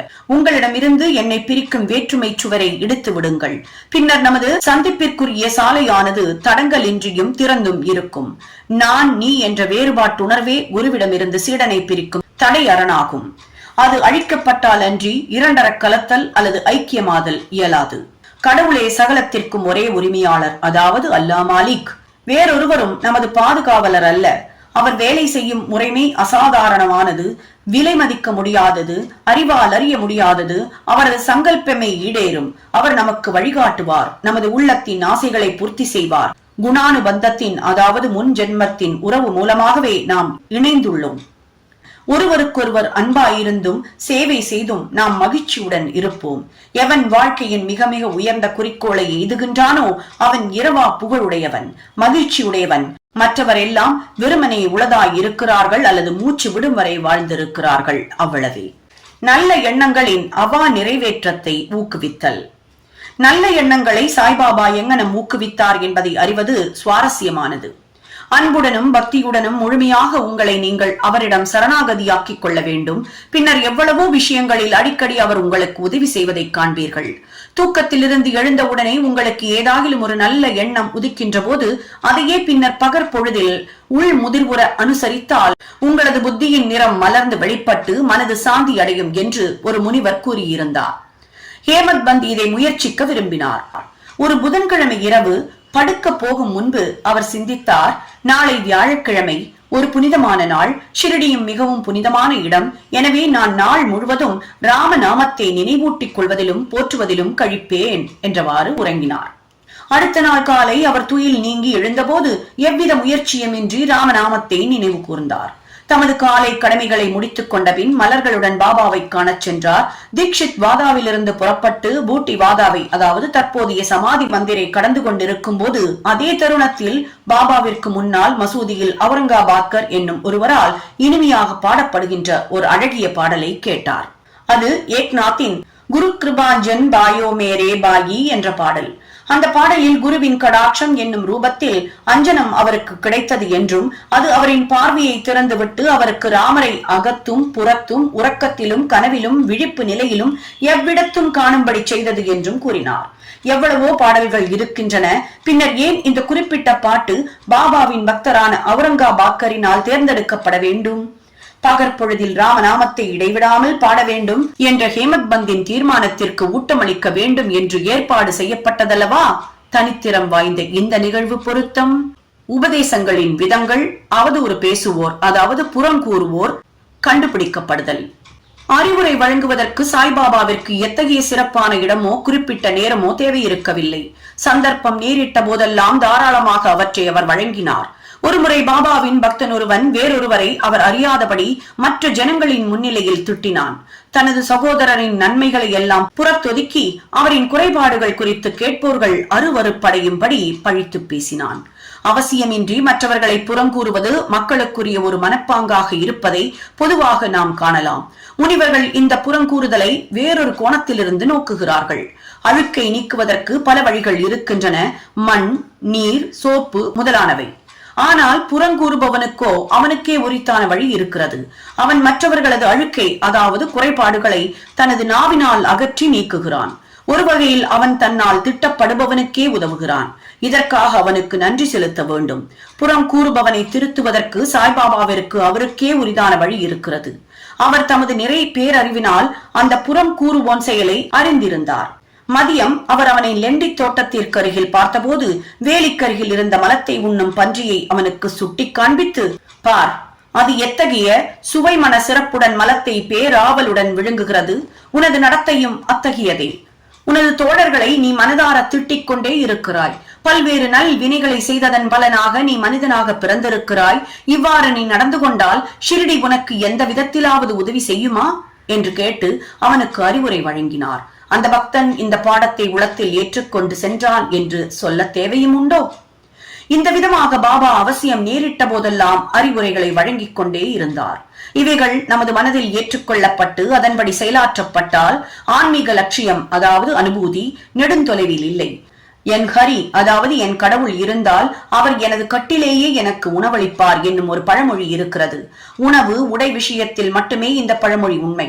ஆனால் இதை நம்பி எவனாகிலும் அமைதியாக அமர்ந்து கொண்டு ஆன்மீக விஷயங்களில் ஒன்றும் செய்யாமல் இருந்தால் அவன் படுவீழ்ச்சி எய்துவான். ஆன்ம உணர்வடைய தன்னைத்தான் தனக்கு இயலும் உச்ச அளவு செயலில் முனைவித்துக் கொள்ள வேண்டும். எவ்வளவு அதிகம் அவன் பெருமுயற்சி கொள்கிறானோ அவ்வளவு அதிகம் அவனுக்கு நல்லது.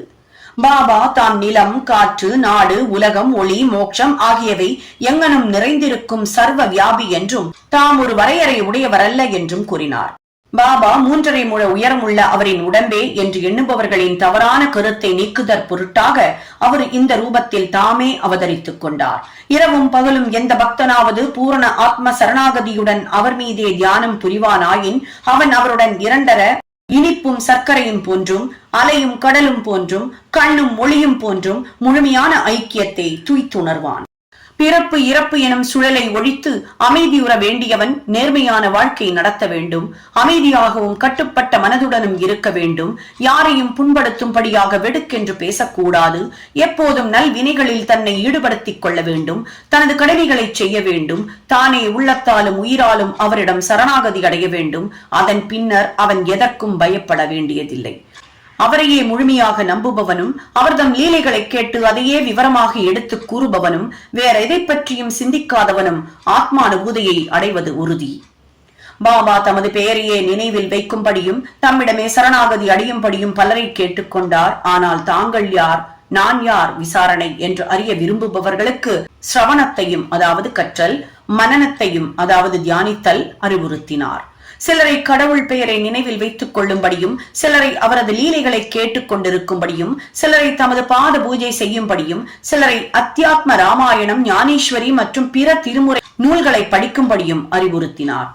சிலரை தமது பாதத்தடியில் அமரும்படி இருத்தி வைத்தார். சிலரை காண்டோபா கோவிலுக்கு அனுப்பினார். சிலரை விஷ்ணுவின் 1000 நாமங்களை ஜபம் செய்யும்படியும், மற்றும் சிலரை சாந்தோக்கிய உபனிஷதம், கீதையை கற்கும்படியாகவும் கூறினார். அவர்தம் உபதேசங்களுக்கு எவ்வித வரையறையோ கட்டுப்பாடோ கிடையாது. சிலருக்கு அதை நேரடியாகவே கொடுத்தார், மற்றும் சிலருக்கு கனவில் காட்சிகள் மூலம் கொடுத்தார்.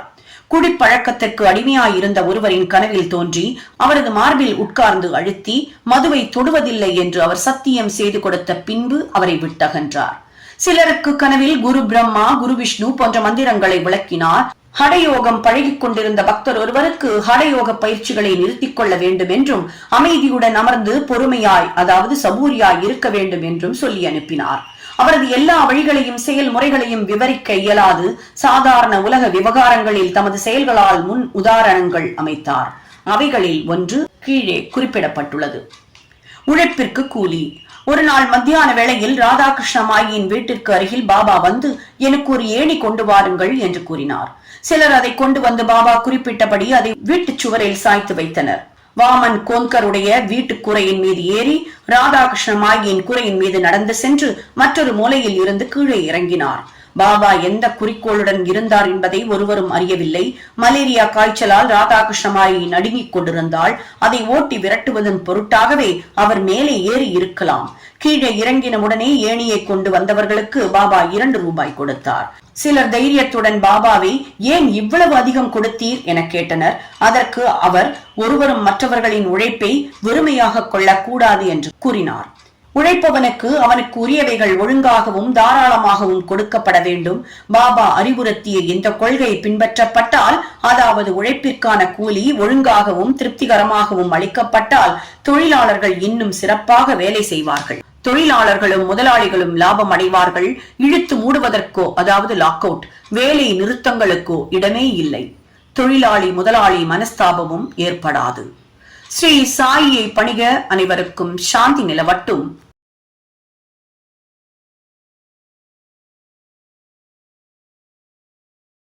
ஸ்ரீ சாயி சச்சரித்திரம் அத்தியாயம் 20. தாஸ்கனுவின் பிரச்சனை காக்காவின் வேலைக்கார பெண்ணால் தீர்ந்தது.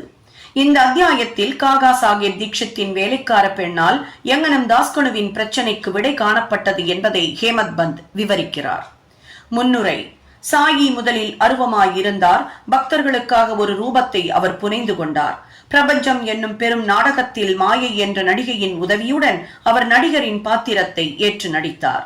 நாம் சாயியை ஞாபகப்படுத்திக் கொள்வோம், அகக்காட்சியாக உருவாக்கி காண்போம். ஷிரடிக்கு சென்று மதிய ஆரத்திக்கு பின் உள்ள நிகழ்ச்சிகளை கவனத்துடன் நோக்குவோம். ஆரத்தி சடங்கு முடிந்த பின்னர் சாய்பாபா மசூதிக்கு வெளியில் வந்து அதன் விளிம்பில் நின்று கொண்டு மிகுந்த பட்சமும் அன்பும் கூடிய பார்வைகளுடன் பக்தர்களுக்கு உதியை விநியோகிப்பது வழக்கம். பக்தர்களும் அதே அளவு உணர்ச்சி வேகத்துடன் அவருடைய பாதங்களை பற்றி பிடித்துக் கொண்டனர். நின்று கொண்டும் அவரை உற்று நோக்கிக் கொண்டும் உதி மழையை மகிழ்ந்து அனுபவித்தார்கள். பாபா கை நிறைய உதியை பக்தர்களின் கைகளில் கொடுத்து அவர்களது நெற்றியில் தமது கை விரல்களால் பூசிவிட்டார். அவர் தம்முடைய இதயத்தில் அவர்களுக்காக கொண்டிருந்த அன்பு எல்லையற்றது. பிறகு அவர் பக்தர்களை நோக்கி பின்வருமாறு அளவளாவினார். ஓ பாவ், சாப்பிடச் செல்லும். அண்ணா, நீர் உமது இருப்பிடத்திற்கு செல்லும். ஓ பாபு, உமது உணவை மகிழ்ச்சியுடன் சாப்பிடும். இவ்வாறாகவே ஒவ்வொரு பக்தரையும் அழைத்து பேசி அவர்களை வீட்டிற்கு அனுப்பினார் பாபா. இப்போதும் கூட இந்த காட்சிகளை உங்களது கற்பனையை தட்டி விடுவதன் மூலம் நீங்கள் மகிழ்ந்து அனுபவிக்கலாம். நீங்கள் அவைகளை கண்டு இன்புறலாம். இப்போது சாயியை அவரது பாதங்களிலிருந்து முகம் வரை நமது மனதில் உருவகப்படுத்தி தியானிப்போம். அவர் முன்னிலையில் தாழ்மையுடனும் அன்புடனும் மரியாதையுடனும் விழுந்து பணிந்துவிட்டு இந்த அத்தியாயத்தின் கதைக்கு திரும்புவோம். ஈசா உபனிஷதம். தாஸ்கனு ஒருமுறை ஈசா உபனிஷதத்திற்கு மராத்திய விளக்க உரை எழுத ஆரம்பித்தார். முதலில் இந்த உபனிஷதத்தை பற்றிய சுருக்கமான கருத்து ஒன்றை மேற்கொண்டு தொடரும் முன் கூறுவோம். வேத சம்ஹிதையின் மந்திரங்களில் அது உள்ளடக்கப்பட்டிருப்பதால் அது மந்திரோபனிஷத் என்று அழைக்கப்படுகிறது. வாஜசனேய சம்ஹிதையின், அதாவது யஜுர் வேதத்தின் இறுதியான அல்லது 40வது அத்தியாயத்தை இணைத்து உருவாக்குவதால் வாஜசனேய சம்ஹிதோபனிஷத் என்று அழைக்கப்படுகிறது. பிராமணங்களிலும் ஆரண்யங்களிலும், அதாவது மந்திரங்கள், வைதீக சடங்குகள் பற்றி விளக்கும் வியாக்கியானங்களில் காணப்படும் வேத சம்ஹிதைகளில் உள்ளடக்கப்பட்டிருப்பதால் இதுவே மற்ற எல்லா உபநிஷதங்களையும் விட சிறப்பானது என்று கருதப்படுகிறது. இது மட்டுமன்று, மற்ற உபநிஷதங்கள் எல்லாம் ஈசா உபநிஷதத்தில் சுருக்கமாக கூறப்பட்டிருக்கும் உண்மைகளை பற்றிய வியாக்கியானங்களே ஆகும் என்று எண்ணப்படுகிறது. உதாரணமாக, உபனிஷதங்களிலேயே பெரிதான பிரகதாரண்ய உபனிஷதமாவது ஈசா உபனிஷத மூலத்தோடு இணைந்த விளக்க உரை என்று பண்டிட் சத்வலேகர் கருதுகிறார். பேராசிரியர் RD ரானடே கூறுகிறார், ஈசா உபனிஷதம் ஒரு சிறிய உபனிஷதமே ஆகும். இருப்பினும் அசாதாரணமாக துளைத்து உட்செல்லும் ஆழ்ந்த நுண்ணறிவு திறத்தை காட்டுகின்ற பல குறிப்புகளையும் அது பெற்றிருக்கிறது. 18 செய்யுட்கள் உள்ள குறுகிய வட்டப்பரப்பில் ஆத்மாவை குறித்து மதிப்பு மிக பெற்ற அகநிலை உணர்வு சார்ந்த வர்ணனையை தீயென செய்ய தூண்டும் மயக்கங்களுக்கும் கவலைகளுக்கும் இடையில் கலக்கமுறாத முழு நலம் வாய்க்கப்பட்ட கர்ம யோகம் என்னும் போதனை தொகுப்பிற்கு முன்னோடியான அறிவிப்பையும், இறுதியாக ஞானம், கர்மம் இவைகளின் தகுதிகளை பற்றிய கருத்து முரண்பாடு நீக்கத்திற்குரிய ஒரு விளக்கத்தையும் அளிக்கிறது. ஞானம் கர்மம் என்ற எதிரிடைகளின் வாத பொருத்தமுடைய கூட்டிணைப்பே உபனிஷதத்தின் ஆணிவேரில் உறைந்திருக்கும் மிக மிக மதிப்புள்ள கருத்தாகும். உயர்நிலை இணைப்பாக்கத்தின் போது வேதம் துடைத்தழிக்கப்படுகிறது. Page 24 of the book, Constructive Survey of the Upanishadic Philosophy. அவர் மற்றுமோர் இடத்தில் நீதி, மறை, மெய்மை, நுண்பொருள், கோட்பாட்டியல் இவைகளின் ஒருமித்த கலவையே ஈசா உபனிஷதத்தின் பாடல்கள் என்றும் கூறுகிறார். மேலே தரப்பட்ட இந்த உபனிஷதத்தை பற்றிய சுருக்கமான விளக்கங்களால் வட்டார பேச்சு மொழியில் இதனை மொழி பெயர்ப்பது என்பது சரி நுட்பமான அதே அர்த்தத்தை கொணர முற்படுவதும் எவ்வளவு கடினமானது என்று எவரொருவரும் அறிய இயலும். தாஸ்கனு இதை செய்யுளாக மராத்திய ஒவியாப்பு வகையில் மொழிபெயர்த்தார். ஆயினும் உபனிஷதத்தின் சாராம்சத்தை அவர் புரிந்து கொள்ளாததால் தமது செயல் நிறைவு பற்றி அவர் திருப்தி கொள்ளவில்லை. மன நிறைவடையாதவராய் சில அறிஞர்களை தனது சந்தேகங்கள் பற்றியும் கஷ்டங்களை பற்றியும் கலந்து ஆலோசித்து அவர்களுடன் அதை பற்றி மிகவும் விரிவாக விவாதித்தார். அவர்கள் அவைகளுக்கு விடை காணவும் இல்லை, அறிவாராய்ச்சி முறை சார்ந்தோ திருப்தியுடையதோவாகிய விளக்கமும் அளிக்கவில்லை. எனவே தாஸ்கனு இதனை பற்றி சிறிது மன உளைச்சலுடன் இருந்தார். சத்குரு ஒருவரே விளக்கம் அளிக்க உரிமையும் தகுதியும் உடையவர். நாம் பார்த்த விதமாக இந்த உபனிஷதம் வேதங்களின் சாராம்சமாகும். அது ஆத்மானுபூதியின் விஞ்ஞானமாகும். அது பிறப்பு இறப்பு என்னும் கட்டுக்களை அறுத்தெறியக்கூடிய நம்மை விடுவிக்கின்ற அறிவாள் அல்லது ஆயுதமாகும். எனவே தாமே ஆத்மானுபூதி அடைய பெற்ற ஒருவரே உபனிஷதத்திற்கு உண்மையான சரியான விளக்கம் அளிக்க முடியும் என்று அவர் நினைத்தார். தாஸ்கனுவை ஒருவரும் திருப்திப்படுத்த இயலாத போது சாய்பாபாவை இது விஷயமாக அவர் கலந்து ஆலோசிக்க முடிவு செய்தார். ஷிரடிக்கு போக அவருக்கு ஒரு சந்தர்ப்பம் நேரிட்ட போது சாய்பாபாவை அவர் கண்டார். அவர் முன் வீழ்ந்து பணிந்தார். ஈசா உபனிஷதத்தை பற்றிய தனது கஷ்டங்களை தெரிவித்து அதை பற்றிய சரியான தீர்வு தரும்படி அவரை வேண்டிக் கொண்டார். சாய்பாபா அவரை ஆசிர்வதித்து கூறியதாவது: நீ கவலைப்பட வேண்டியதில்லை, இந்த விஷயத்தை பற்றி எவ்வித கஷ்டமும் இல்லை. நீ வீட்டிற்கு திரும்பி போகும் வழியில் விலேபார்லேயில் காக்காவின் அதாவது காக்கா சாஹிப் தீக்ஷித்தின் வேலைக்காரி உனது சந்தேகங்களை தீர்த்து வைப்பாள் என்றார். பாபா இதை சொல்லும் போது அங்கிருந்து இதனை கேட்டுக்கொண்டிருந்த மக்கள் பாபா வேடிக்கை செய்கிறார் என்றும், கல்வி அறிவற்ற வேலைக்காரி ஒருத்தி இவ்வாறான சிக்கல்களை எங்கனம் தீர்த்து வைக்க முடியும் என்றும் சொல்லிக் கொண்டனர். ஆனால் தாஸ்கனுவோ வேறு விதமாக எண்ணினார்.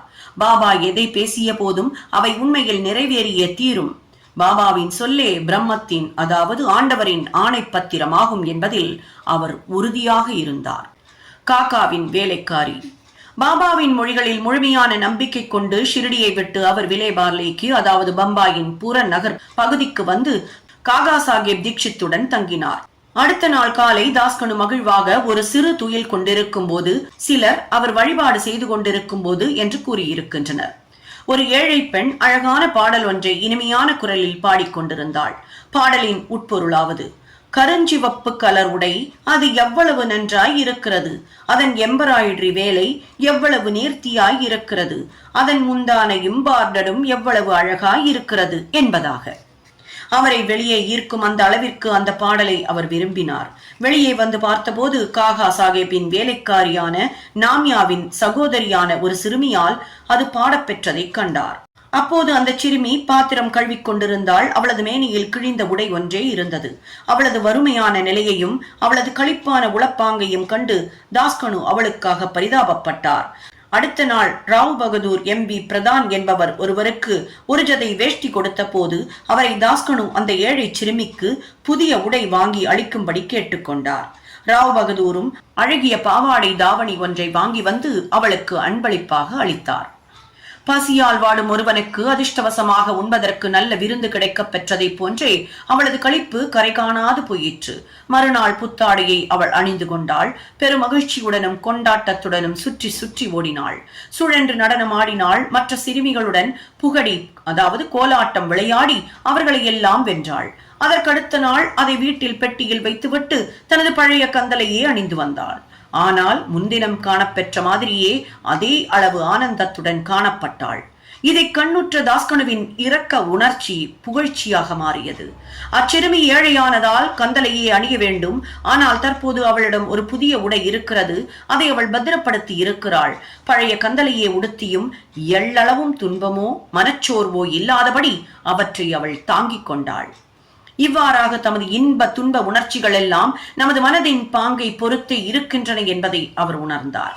இந்த நிகழ்ச்சியை பற்றியே அவர் ஆழ்ந்து ஆராய்ந்து கடவுள் முன்னும் பின்னும் எல்லா திசைகளிலும் எல்லா பொருட்களிலும் சூழ்ந்து ஊடுருவி இருக்கிறார் என்றும் கடவுளால் அவனுக்கு வழங்கப்பட்டவை அனைத்தும் உறுதியாக அவனது நன்மைக்கே ஆகும் என்னும் மறக்கவியலாத திட நம்பிக்கையுடன் கடவுளால் தனக்கு அருளப்பட்டவைகள் அனைத்தையும் மகிழ்ந்து அனுபவிக்க வேண்டும் என்றும் அவர் உணர்ந்தார்.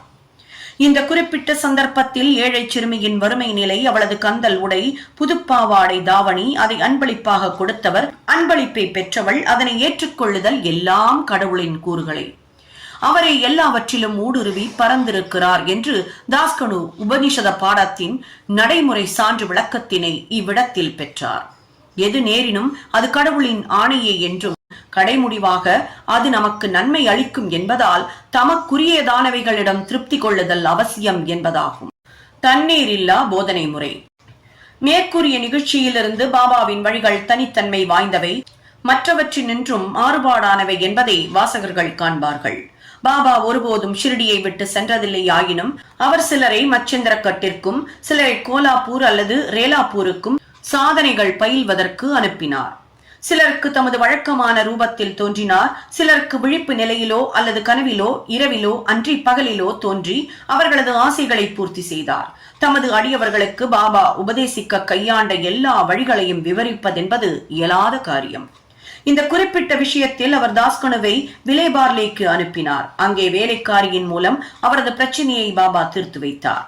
தாஸ்கனுவை வெளியே அனுப்பி இருக்க வேண்டியதில்லை, நேரடியாகவே பாபா அதை அவருக்கு கற்பித்திருக்கலாம் என்று கூறுவோருக்கு பாபா சரியான அல்லது மிகச்சிறந்த வழியையே பின்பற்றினார் என்று நாம் கூறுகிறோம். அல்லாவிடில் ஏழை சிறுமியும் அவளது புடவையும் கடவுளால் வியாபிக்கப்பட்டிருக்கிறது என்னும் பெரியதோர் பாடத்தினை தாஸ்கனு எவ்வாறு தான் கற்றிருக்க முடியும்? இந்த உபனிஷதத்தை பற்றிய மற்றொரு உயர்ந்த பகுதியை கூறி இந்த அத்தியாயத்தை முடிக்கிறோம். ஈசாவின் நீதி. ஈசா உபனிஷதத்தின் முக்கிய அம்சங்களில் ஒன்று அது அளிக்கும் நீதி போதனைகள். நுண்பொருள் கோட்பாட்டியல் நிலைகளை குறித்து உபனிஷதங்களில் காணும் முன்னேற்றத்தை அடிப்படையாக கொண்டே நிச்சயமாக உபனிஷதத்தின் நீதியும் அமைக்கப்பட்டுள்ளது. உபனிஷதத்தின் ஆரம்ப மொழிகளே கடவுள் எங்கும் வியாபித்திருக்கிறார் என்பதை நமக்கு அறிவிக்கின்றன. இந்த நுண்பொருள் கோட்பாட்டியல் நிலையென்று தெளியப்பட்ட முடிவிலிருந்து கிளைத்தெழும் பிரிதோர் முடிவாக அது அளிக்கும் நீதி போதனையாவது, அவரே யாண்டும் நிலவியுள்ளார்.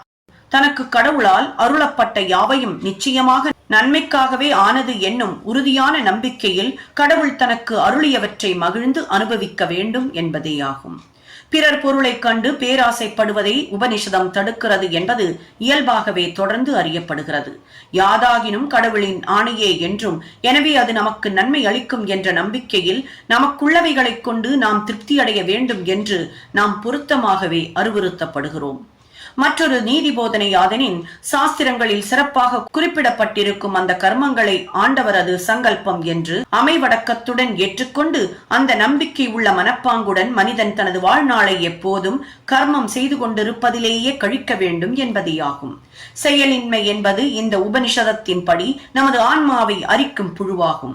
மனிதன் இம்முறைப்படி கர்மங்கள் புரிவதில் தனது வாழ்நாளை கழிக்கும் போது மட்டுமே நிஷ்காமியம் என்கின்ற முழு நிறை நிலையை எய்துவதை எண்ண இயலும். முடிவாக அதன் வாசகங்கள் கூறுவதாவது, ஆத்மாவினுள் அனைத்து ஜீவராசிகளையும் அனைத்து ஜீவராசிகளுக்குள்ளும் ஆத்மாவையும் காண்பவன் உண்மையில் அனைத்து ஜீவராசிகளும் மற்றும் உலகாயிருக்கும் ஒவ்வொரு பொருளும் ஆத்மாவாகவே ஆகிவிட்ட அப்பேற்பட்ட மனிதன் எங்கனம் மயக்க நிலைக்கு ஆட்பட இயலும். ஆழ்ந்த மன துயரம் அடைவதற்கு அவனுக்கு அடிப்படை காரணம் யாதாக இருக்க முடியும்? வெறுப்புணர்வு, சித்தத்தின் மயக்கம், ஆழ்ந்த மன துயரம் யாவும் ஆத்மாவை யாண்டும் தரிசிக்க இயலாத நமது பண்பில் இருந்தே கிளம்புகின்றன. ஆயின் எவனொருவன் அனைத்து பொருட்களிலும் ஏகத்தையே, அதாவது ஒருமையையே தெளிவாக உண்கிறானோ அவனுக்கு ஒவ்வொரு பொருளும் ஆத்மாவாகி விட்டதோ அதே உண்மையின் காரணமாக மனித இனத்தின் குறைபாடுகளினால் இனி ஒருபோதும் பாதிக்கப்படாதவன் ஆகின்றான். Page 169 and 170 of the Creative Period by Mrs. Belwalkar and Ranedi. Sri சாயியை பணிக, அனைவருக்கும் சாந்தி நிலவட்டும்.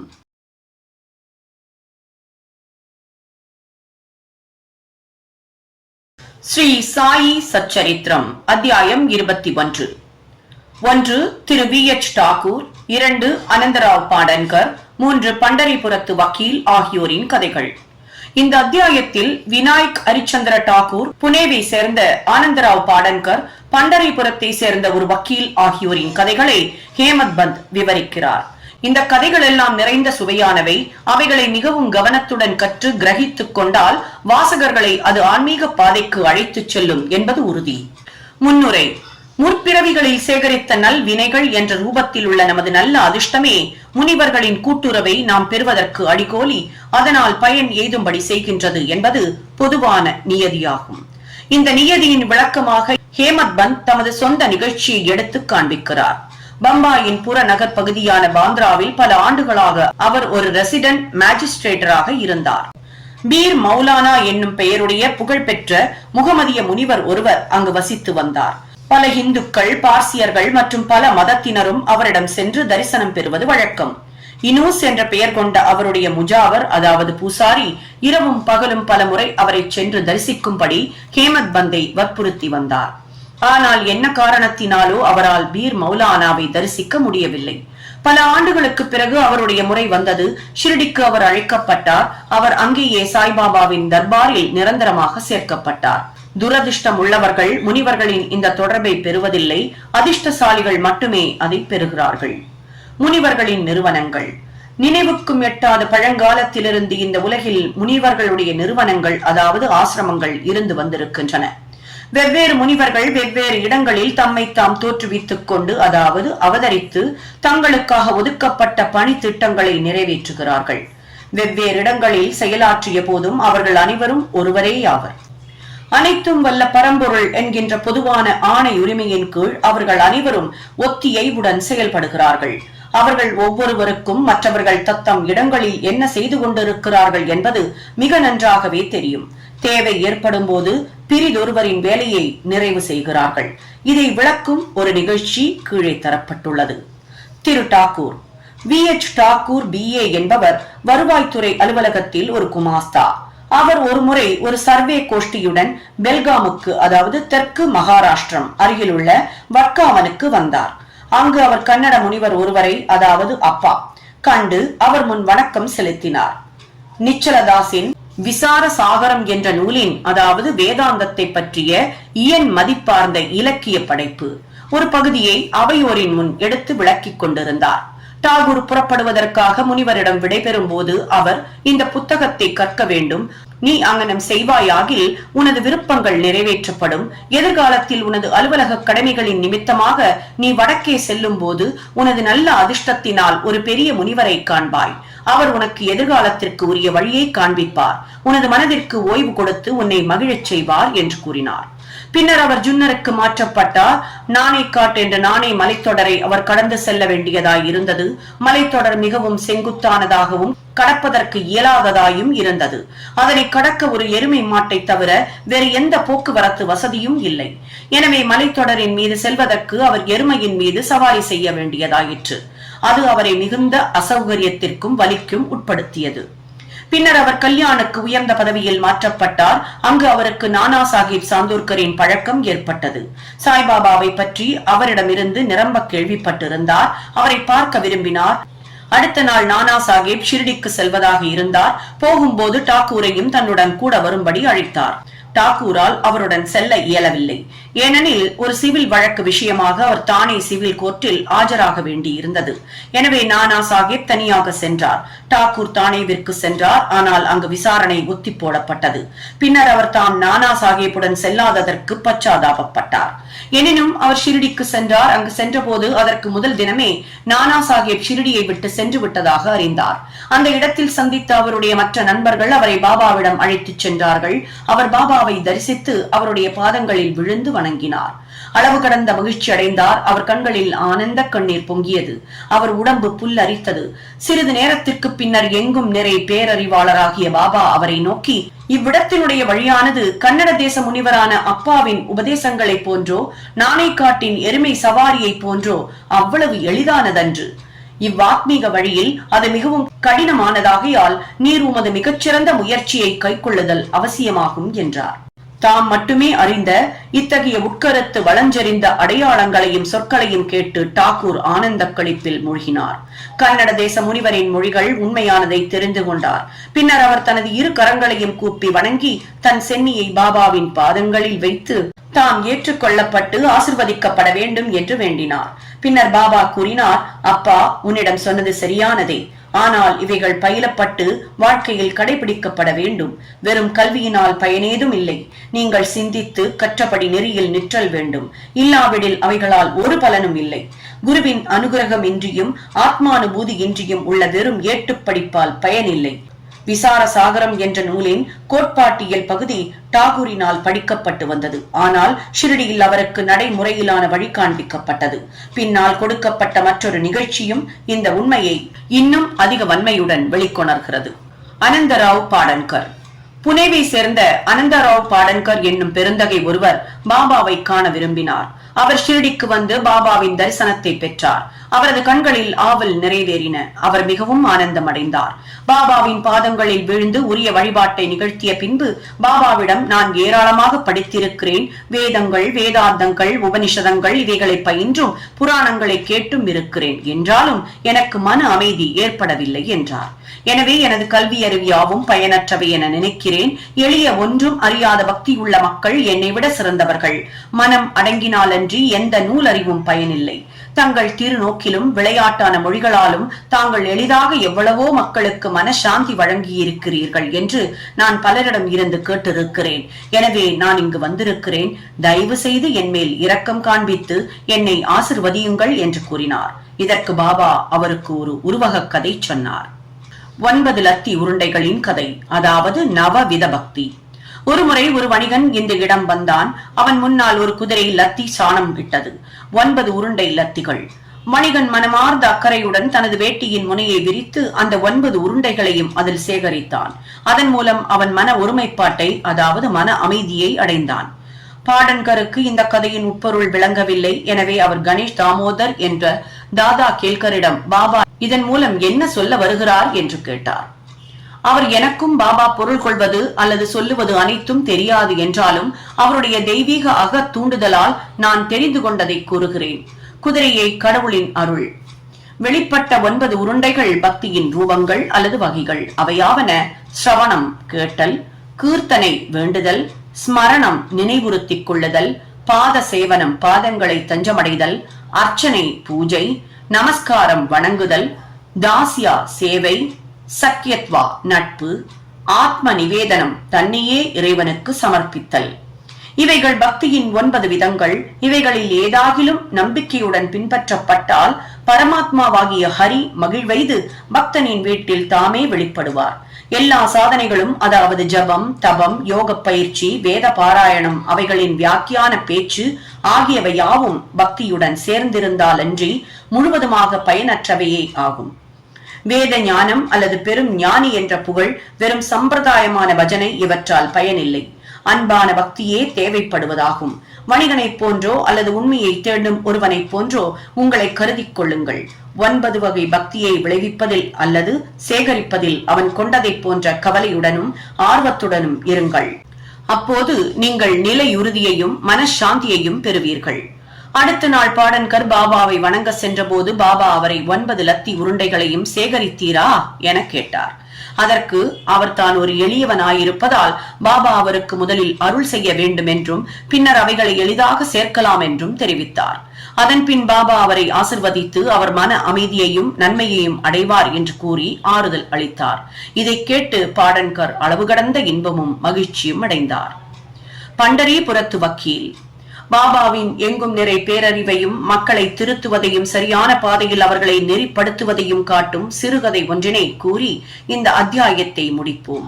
ஒருமுறை பண்டரிபுரத்திலிருந்து ஒரு வக்கீல் ஷிரடிக்கு வந்து மசூதிக்கு சென்றார். சாய்பாபாவை கண்டார். அவர் தம் பாதத்தடியில் விழுந்தார். கேட்காமலேயே சிறிய தட்சணை அளித்தார். ஒரு மூலையில் அமர்ந்து நடைபெற்றுக் கொண்டிருக்கும் உரையாடலை கேட்க ஆர்வம் உள்ளவராய் இருந்தார்.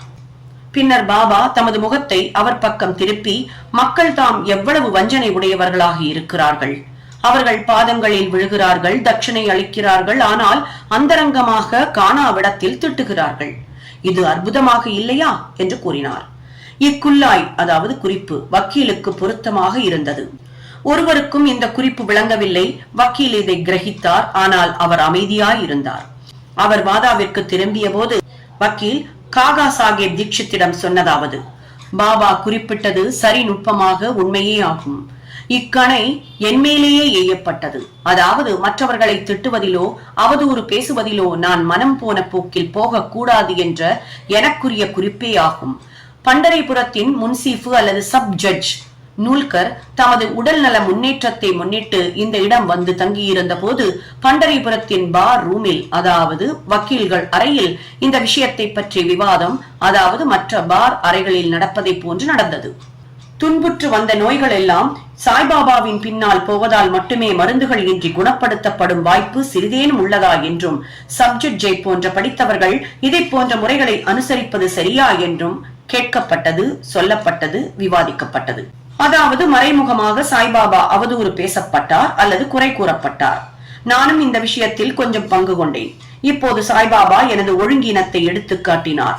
இது எனக்குரிய கண்டனமாகாது, ஒரு சகாயமாகும், ஒரு உபதேசமாகும். அதாவது நான் பிறரை தூற்றுவது, துஷ்பிரச்சாரம் செய்வது, இவற்றில் தன்னிச்சையுடன் செயல்படக்கூடாது என்பது பற்றியும், அனாவசியமாக பிறர் காரியங்களில் தலையிடக்கூடாது என்பது பற்றியும் ஆகும். ஷிர்டி பண்டரிபுரத்திலிருந்து 300 மைல் தூரத்தில் இருக்கிறது. எனினும் அங்குள்ள பார் அறையில் என்ன நிகழ்ந்தது என்பதை பாபா தமது எங்கும் நிறை பேரறிவால் அறிந்திருந்தார். இடையில் உள்ள இடங்கள், ஆறுகள், காடுகள், மலைகள் யாவும் அவர்தம் அனைத்தையும் உணரும் பார்வைக்கு தடை செய்வன அல்ல. அவர் எல்லோருடைய இதயங்களையும் பார்க்க முடியும், படிக்க முடியும். எதுவும் அவருக்கு ரகசியமோ மறைக்கப்பட்டதோ அன்று. அண்மையிலோ செய்மையிலோ உள்ள ஒவ்வொன்றும் பட்ட பகலொளியை போன்று தெளிவாகவும் சுத்தமாகவும் அவருக்கு தெரியும். ஒரு மனிதன் பக்கத்தில் இருந்தாலும் தூரத்தில் இருந்தாலும் அவன் சாய்பாபாவின் எங்கும் நிறை கூர்ந்த பார்வையின் என்று தப்ப முடியாது. இதிலிருந்து மற்றவர்களை பற்றி தூஷணையாக பேசக்கூடாது என்றும், தேவையில்லாமல் மற்றவரை குறை கூறக்கூடாது என்றும் வக்கீல் அறிந்து கொண்டார். இவ்வாறாக அவர்தம் கெட்ட குணம் முழுவதுமாக மறைந்து நல்வழிக்கு திருப்பப்பட்டார். இந்த கதை வக்கீலுக்கே என்றாலும் அனைவருக்கும் இது பொருந்துவதே ஆகும். அனைவரும் இந்த நியதியை உளத்தில் கொண்டு அதனால் வரும் பயனை அடைய வேண்டும். சாய்பாபாவின் பெருமை ஆழம் காண இயலாதது.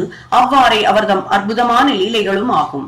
அவர்தம் வாழ்க்கையும் அங்கனமேயாகும். ஏனெனில் அவரே பரபிரம்ம அவதாரமாவார். ஸ்ரீ சாயியை பணிக. அனைவருக்கும் சாந்தி நிலவட்டும்.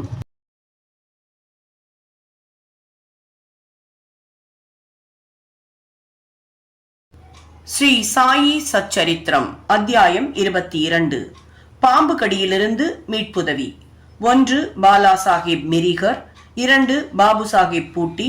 3. அமீர் ஷக்கர். 4. ஹேமத் பந்த். பாம்புகளை கொல்வதை பற்றி பாபாவின் கருத்து. முன்னுரை. பாபாவை எங்கனம் தியானிப்பது? கடவுளின் தன்மையையோ ரூபத்தையோ ஆழ்ந்தறிய யாராலும் இயலாது. வேதங்களும் 1000 நாவு படைத்த ஆதிசேஷனும் கூட அதை முழுமையாக விவரிக்க இயலவில்லை. கடவுளின் ரூபத்தை தரிசிக்கவும் அறியவும் அடியவர்களால் மட்டுமே இயலும்.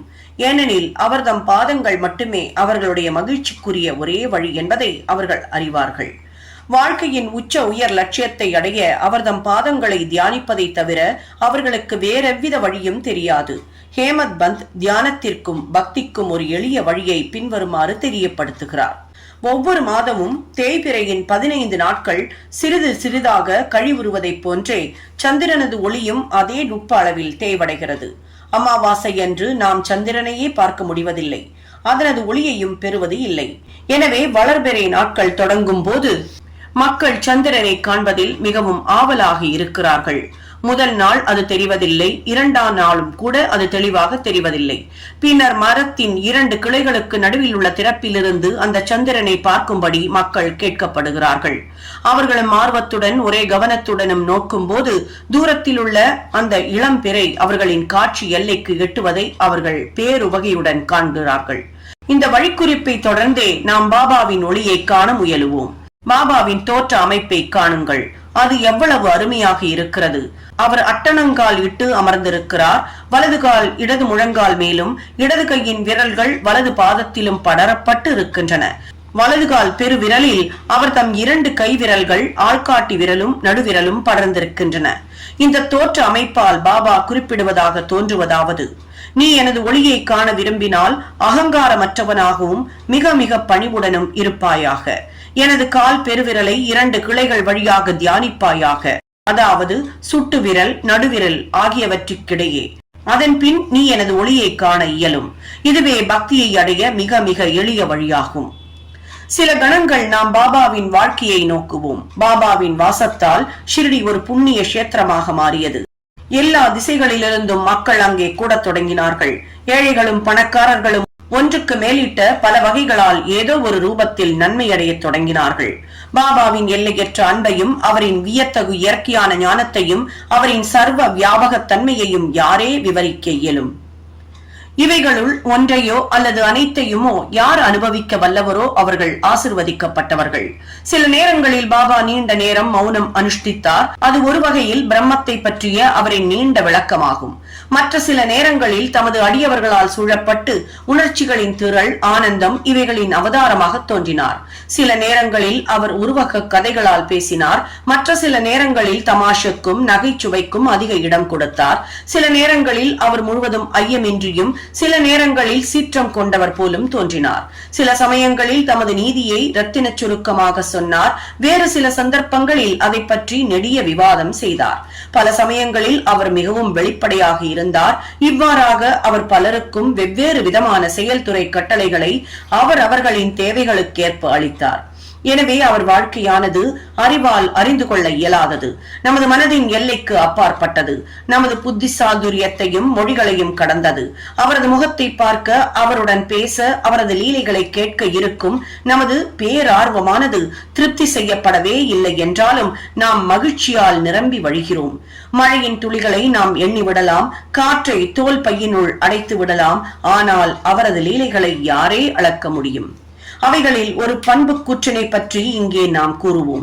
எங்கனம் எதிர்பார்த்திருந்த, முன்னால் அறியப்பட்டிருந்த பக்தர்களின் பேராபத்துகள் உரிய நேரத்தில் எச்சரிக்கப்பட்டு தவிர்க்கப்பட்டன என்பதை பார்க்கலாம். பாலா சாஹிப் மிரிகர்.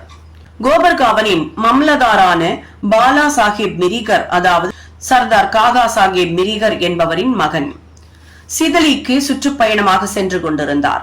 வழியில் அவர் ஷிரடிக்கு சாய்பாபாவை பார்க்க வந்தார். மசூதிக்கு சென்று பாபாவின் முன்னால் விழுந்து பணிந்ததும் உடல் நலம் மற்றும் வேறு விஷயங்கள் பற்றிய வழக்கமான உரையாடல் துவங்கியது. பாபா எச்சரிக்கை குறிப்பு ஒன்றை விடுத்தார். உங்களுக்கு நம்முடைய துவாரகமாயியை தெரியுமா?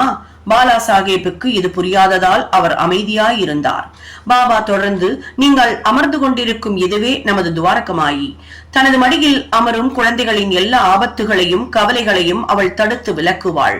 இந்த மசூதி மாயி, அதாவது அடக்கி ஆட்சி செய்யும் இதன் அம்பிகை என்று பொருள். மிகவும் கருணை உள்ளவள். அவள் எளிய பக்தர்களின் தாயாவாள். அவர்களை பேராபத்துகளிலிருந்து அவள் பாதுகாக்கிறாள். ஒரு மனிதன் அவளது மடியில் ஒரே முறை அமர்ந்தால் அவனது எல்லா கஷ்டங்களும் முடிவடைந்துவிடும். அவளது நிழலில் இளைப்பாறுவோர் பேரானந்தம் எய்துகின்றனர் என்றார். பின்னர் பாபா அவருக்கு உதியை அளித்து தமது பாதுகாக்கின்ற கரங்களை அவர் தலையில் வைத்தார். பாலா சாஹிப் புறப்பட போகும் அந்த தருணத்தில், உங்களுக்கு லம்பா பாபாவை தெரியுமா? நீண்ட பெருந்தகை, அதாவது பாம்பை கேட்டார். பின்னர் இடதுகை முட்டியை மூடிக்கொண்டு வந்து தமது இடது புயத்தை பாம்பின் படத்தை போன்று ஆட்டிக்கொண்டு அவன் எவ்வளவு பயங்கரமானவன், ஆனால் துவாரகமாயியின் குழந்தைகளை அவன் என்ன செய்துவிட முடியும்? துவாரகமாயியானவள் பாதுகாக்கும் போது பாம்பு என்ன செய்ய முடியும் என்று கூறினார். இவை அனைத்திற்கும் பொருள் மிரிகருக்கு அது பற்றிய சுட்டு குறியீடு ஆகியவற்றை தெரிந்து கொள்ள அங்கு பிரசன்னமாயிருந்த அனைவரும் ஆவலாயிருந்தனர். ஆனால் ஒருவருக்கும் இதை பற்றி பாபாவிடம் கேட்க துணிவில்லை. பின்னர் பாலா சாஹேப் பாபாவை வணங்கிவிட்டு ஷாமாவுடன் மசூதியை விட்டு புறப்பட்டார். பாபா ஷாமாவை திரும்ப அழைத்து பாலா சாஹேப்புடன் கூட செல்லும்படியும் சிதலி சுற்றுலாவை மகிழ்ந்து அனுபவிக்கும்படியும் கூறினார். ஷாமா பாலா சாஹேப்பிடம் வந்து பாபாவின் விருப்பப்படி தாமும் அவருடன் வருவதாக கூறினார். அது அசௌகரியமாயிருக்கும் ஆதலால் அவர் வர வேண்டியதில்லை என்று பாலா சாஹேப் மறுத்தார். ஷாமா பாபாவிடம் திரும்பி வந்து பாலா சாஹேப் தம்மிடம் கூறியதை தெரிவித்தார். அப்போது பாபா, நன்று, போகாதே. நாம் நல்லவற்றையே தெரிவிக்க வேண்டும், நன்மையே செய்ய வேண்டும். எதுதான் என்று விதிக்கப்பட்டிருக்கிறதோ அதுவே நிச்சயம் நடைபெறும் என்றார். இதற்கிடையில் பாலா சாஹேப் இதை பற்றி மீண்டும் சிந்தித்து ஷாமாவை கூப்பிட்டு தன்னுடன் வரச் சொன்னார். பின்னர் ஷாமா மீண்டும் பாபாவிடம் சென்று அவரிடம் விடைபெற்றுக் கொண்டு பாலா சாஹேப்புடன் ஒரு குதிரை வண்டியில் புறப்பட்டார். அவர்கள் சிதலிக்கு இரவு 9 மணிக்கு போய் சேர்ந்தார்கள். மாருதி கோவிலில் தங்கினார்கள். அலுவலகத்தை சேர்ந்தவர்கள் வரவில்லையாததால் அவர்கள் கோவிலிலேயே பேசிக்கொண்டும் அரட்டை அடித்துக் கொண்டும் அமர்ந்திருந்தனர். பாலா சாஹேப் பாயின் மீது அமர்ந்து செய்தித்தாள் படித்துக் கொண்டிருந்தார். அவரது மேல் வேட்டி இடுப்பின் மீது போடப்பட்டிருந்தது. அதன் ஒரு பகுதியில் ஒரு பாம்பு கவனிக்கப்படாமல் அமர்ந்து கொண்டிருந்தது. அது ஒரு சலசல சப்தத்துடன் நகர்ந்தது. பியூனுக்கு கேட்டது. அவன் ஒரு விளக்கு கொண்டு வந்து பாம்பை பார்த்துவிட்டு பாம்பு பாம்பு என்று அபாய குரல் எழுப்பினான். பாலா சாஹேப் திகிலடைந்து நடுங்கத் தொடங்கினார். ஷாமாவும் திகைத்தார். பின்னர் அவரும் மற்றவர்களும் சந்தடி செய்யாமல் தடிகளையும் குச்சிகளையும் எடுத்து வந்தனர். பாம்பு மெதுவாக இடுப்பை விட்டு கீழிறங்கி பாலா சாஹேபை விட்டு அப்பால் செல்ல தொடங்கியது. அது உடனே கொல்லப்பட்டது. இவ்விதமாக பாபாவின் தீர்க்க தரிசனத்தினால் அறிவித்திருந்த பேராபத்து தடுக்கப்பட்டது. பாலா சாஹேப்பிற்கு பாபாவிடம் உள்ள அன்பு மிகவும் ஆழமாக உறுதிப்படுத்தப்பட்டது. பாபு சாஹேப் பூட்டி. நானா சாஹேப் டேங்லே என்னும் பெரிய ஜோசியர் ஒருவர் அப்போது ஷிரடியில் இருந்த பாபு சாஹேப் பூட்டியிடம் ஒரு நாள், இந்த நாள் தங்களுக்கு ஒரு அமங்கலமான நாள், தங்களது உயிருக்கு ஆபத்து இருக்கிறது என்று கூறினார். இது பாபு சாஹேப்பை இருப்பு கொள்ளாமல் செய்தது. அவர் வழக்கம் போல மசூதிக்கு வந்தபோது பாபு சாஹேப்பிடம், இந்த நானா என்ன கூறுகிறார்? அவர் உமக்கு மரணம் என்று ஜோசியம் கூறுகிறார். நன்று, நீங்கள் பயப்பட வேண்டியதில்லை. அவரிடம் தைரியத்துடன் சொல்லுங்கள், எங்கனும் சாவு கொள்கிறது என்பதை காண்போம் என்று. பாபு சாஹேப் பிறகு மாலை நேரத்தில் இயற்கை கடன்களை செய்து முடிப்பதற்காக தனி இடத்திற்கு சென்றார். அங்கு ஒரு பாம்பை கண்டார். அவரது சேவகன் அதை கண்டு அதை அடிப்பதற்காக ஒரு கல்லை எடுத்தான். பாபு சாஹேப் ஒரு பெரிய தடியை எடுத்து வரும்படி கூறினார். வேலையால் தடியுடன் வரும் முன்பே பாம்பு நகர்ந்து எங்கோ சென்று மறைந்து விட்டது. பாபாவின் அஞ்ச வேண்டாம் என்ற மொழிகளை பாபு சாஹேப் மகிழ்வுடன் நினைவு கூர்ந்தார். அமீர் ஷக்கர். அமீர் ஷக்கரின் சொந்த ஊர் கோபர்காவன் தாலுக்காவை சேர்ந்த கொரலா என்னும் கிராமமாகும். அவர் இறைச்சி விற்கும் ஜாதியை சேர்ந்தவர். அவர் பாந்திராவில் கமிஷன் ஏஜெண்டாக வேலை பார்த்தார். அங்கு மிகவும் பிரசித்தமானவர். அவர் ஒருமுறை கீழ்வாதத்தால் கஷ்டப்பட்டார். அது அவருக்கு மிகுந்த கவலையை அளித்தது. அப்போது அவர் கடவுளை நினைவு கூர்ந்தார். தனது தொழிலை விட்டுவிட்டு ஷிரடிக்கு வந்து தனது பிணியில் இருந்து தன்னை விடுவிக்கும்படி பாபாவை வேண்டிக் கொண்டார். பாபா அவருக்கு சாவடியில் தங்க இடம் அமர்த்தி கொடுத்தார். சாவடி ஈரம் நிரம்பியதாகவும் சுகாதாரமற்ற இடமாகவும் அத்தகைய நோயாளி தங்குவதற்கு ஏற்றதா இல்லாமலும் இருந்தது. கிராமத்தில் உள்ள மற்ற எந்த இடமும் அல்லது கொரலா கிராமமே கூட அவர் தங்குவதற்கு இன்னும் நன்றாக இருந்திருக்கும். ஆனால் பாபாவின் மொழிகளே இதை தீர்மானிக்கின்ற காரணக்கூறும் சிரேஷ்டமான மருந்துமாகும். பாபா அவரை மசூதிக்கு வர அனுமதிக்கவில்லை. ஆனால் சாவடியிலேயே நிலை நிறுத்தி தங்க வைத்தார். அங்கே அவருக்கு பெரும் நன்மை விளைந்தது. பாபா சாவடி வழியாக ஒவ்வொரு நாள் காலையும் மாலை கடந்து சென்றார். ஒரு நாள் விட்டு ஒரு நாள் ஊர்வலமாக சென்று அங்கு துயின்றார்.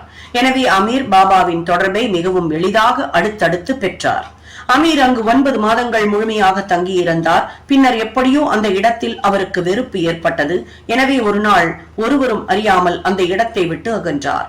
கோபர்காவனுக்கு வந்து அங்கு தர்மசாலையில் தங்கினார்.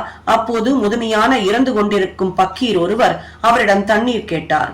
அமீர் அதை கொண்டு வந்து அவரிடம் கொடுத்தார். அவர் அதை அருந்திய உடனேயே மரணமடைந்தார். அமீர் இக்கட்டான நிலையை அடைந்தார். அவர் சென்று அதிகாரிகளிடம் இது பற்றி தெரிவிப்பாரேயாகில் அவரே முதல் தகவல் அளித்தவராதலாலும் தகவலும் அவருடையது மட்டுமே யாதலாலும் அது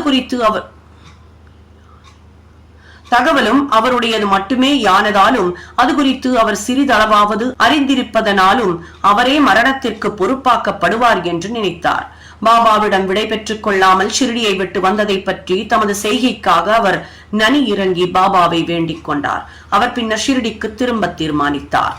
அதே அளவு வழிநெடுக பாபாவின் பெயரை நினைவு கூர்ந்து கொண்டும் உச்சரித்துக் கொண்டும் பொழுது விடுவதற்குள் ஷிரடிக்கு திரும்பி ஓடி வந்து விட்டார்.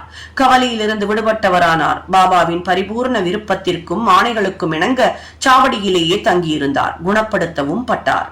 ஒரு நாள் நள்ளிரவு பாபா, ஓ அப்துல், ஏதோ ஒரு பிசாசு ஜந்து என் படுக்கையின் பக்கங்களில் மோதிக்கொண்டிருக்கிறது என்று சொன்னார். அப்துல் விளக்குடன் வந்தான். பாபாவின் படுக்கையை சோதித்தான். ஆனால் அவன் ஒன்றையும் காணவில்லை. பாபா அவனை எல்லா இடங்களிலும் கவனத்துடன் பார்க்கும்படி கூறி தமது சட்காவை தரையை நோக்கி அடிக்கத் தொடங்கினார். இந்த லீலையைக் கண்டு ஏதாவது பாம்பு அங்கே வந்திருப்பதாக பாபா சந்தேகப்பட்டிருக்க வேண்டும் என்று அமீர் நினைத்தார்.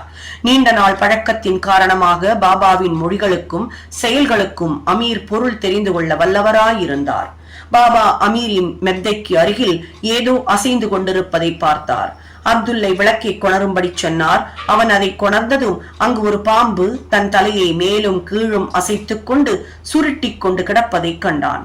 அதன் பின்னர் பாம்பு உடனே அடித்துக் கொல்லப்பட்டது. இவ்வாறாக பாபா குறித்த நேரத்தில் எச்சரிக்கை கொடுத்து அமீரை காப்பாற்றினார்.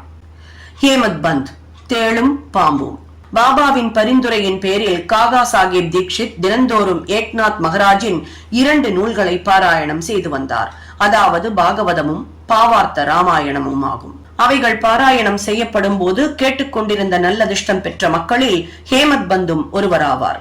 தமது தாயாரின் அறிவுரையின்படி ஹனுமான் ராமரின் பெருமையை சோதிக்கும் கட்டம் படிக்கப்பட்ட போது அனைவரும் மந்திரத்திற்கு கட்டுப்பட்டவர்கள் போன்று கேட்பதில் மூழ்கியிருந்தனர். ஹேமத் பந்தும் அவர்களுள் ஒருவர். அப்போது ஒரு பெரிய தேள் அது எங்கிருந்து வந்ததென்று யாரும் அறியார். ஹேமத் பந்தின் வலது தோள் மீதிருந்த துண்டின் மீது தாவியது. முதலில் அது கவனிக்கப்படவில்லை. ஆனால் கடவுள் தமது கதைகளை ஆர்வத்துடன் கேட்பவர்களை பாதுகாக்கிறார். எனவே ஹேமத் பந்த் தற்செயலாக திரும்பிய போது பெரிய தேளை தோள் மீது கண்டார். அது மரண அமைதியுடன் இருந்தது. இப்பக்கமோ அப்பக்கமோ சிறிதும் அசையவில்லை. அதுவும் பாராயணத்தை கேட்டு மகிழ்வது போன்றே தோன்றியது. பின்னர் ஹேமத் பந்த் கடவுள் அருளால் அவையோரை தொந்தரவு செய்யாமல் வேட்டியின் 2 முனைகளையும் எடுத்து தேளை உள்ளே மடித்துக் கொண்டார். பின்னர் வெளியே சென்று அதை தோட்டத்தில் உதறினார். 2. மற்றொரு சந்தர்ப்பத்தின் போது ஒரு நாள் சிலர் காகா சாஹிப் பாதாவின் மாடியில் அந்தி சாய்வதற்கு சிறிதே முன்பாக உட்கார்ந்து கொண்டிருந்தனர். அப்போது ஒரு பாம்பு ஜன்னல் நிலையில் உள்ள துவாரத்தின் வழியாக ஊர்ந்து வந்து சுருட்டி கொண்டு அமர்ந்தது. விளக்கு ஒன்று கொண்டு வரப்பட்டது. முதலில் அது மிரட்சி அடைந்த போதும் அமைதியாக அமர்ந்து தலையை மேலும் கீழும் அசைத்துக் கொண்டிருந்தது. பின்னர் பலர் கம்புகளுடனும் தடிகளுடனும் ஓடி வந்தனர். அது ஒரு இடக்கு முடக்கான இடத்தில் அமர்ந்து கொண்டிருந்தமையால் ஒரு அடியும் அதன் மீது படவில்லை. மனிதர்களின் சப்தங்களை கேட்டு பாம்பு தான் வந்த துவாரம் வழியாகவே விரைவாக திரும்பி சென்று விட்டது. பின்னர் அங்கிருந்த அனைவரும் கவலையை விடுத்தனர். பாபாவின் கருத்து. முக்தாராம் என்ற ஒரு பக்தர் அந்த வாயில்லா ஜீவன் தப்பி சென்றது நல்லது என்று கூறினார். ஹேமத் பந்த் பாம்புகள் கொல்லப்படவே வேண்டும் என்று கூறி அவருக்கு சவால் விட்டார். முன்னவர் பாம்பு போன்ற ஜந்துக்கள் கொல்லப்படக்கூடாது என்றும் பின்னவர் கொல்லப்பட வேண்டும் என்று இருவருக்கும் இடையே சூடான விவாதம் நடந்தது. இரவு வந்ததும் விவாதம் எவ்வித முடிவும் என்று முடிவடைந்தது. மறுநாள் இது பாபாவிடம் தெரிவிக்கப்பட்டது. பாபா தமது தீர்மானமான கருத்தை பின்வருமாறு தெரிவித்தார். தேளானாலும் பாம்பானாலும் கடவுள் எல்லா ஜீவராசிகளுக்குள்ளும் வசிக்கிறார். அவரே இந்த உலகில் மிகப்பெரிய பொம்மலாட்டக்காரர். அனைத்து ஜீவராசிகளும் அதாவது பாம்பும் தேளும் அவரின் ஆணைக்கு கீழ்ப்படுகின்றன. அவர் நினைத்தால் ஒழிய யாரும் எதுவும் பிறருக்கு தீங்கு செய்துவிட முடியாது. உலகம் அவரையே முழுவதும் சார்ந்திருக்கிறது. எவருமோ எதுவுமோ சுதந்திரமானவர்கள் அல்ல. எனவே நாம் கருணை கூர்ந்து எல்லா ஜீவராசிகளையும் நேசிக்க வேண்டும். துணிச்சல் வீரமுள்ள கொலைகளையும் சண்டைகளையும் விடுத்து பொறுமையாய் இருக்க வேண்டும். கடவுளே அனைவரின் பாதுகாப்பாளர். ஸ்ரீ சாயியை பணிக. அனைவருக்கும் சாந்தி நிலவட்டும்.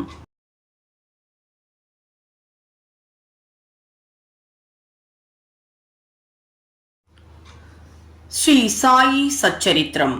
அத்தியாயம் 23. யோகமும் வெங்காயமும். பாம்பு கடியினின்று ஷாமா குணமாக்கப்படுதல். வாந்தி பேதியின் அதாவது காலரா கட்டளைகள் மீறப்பட்டன. குரு பக்திக்கு கடுமையான சோதனை. முன்னுரை.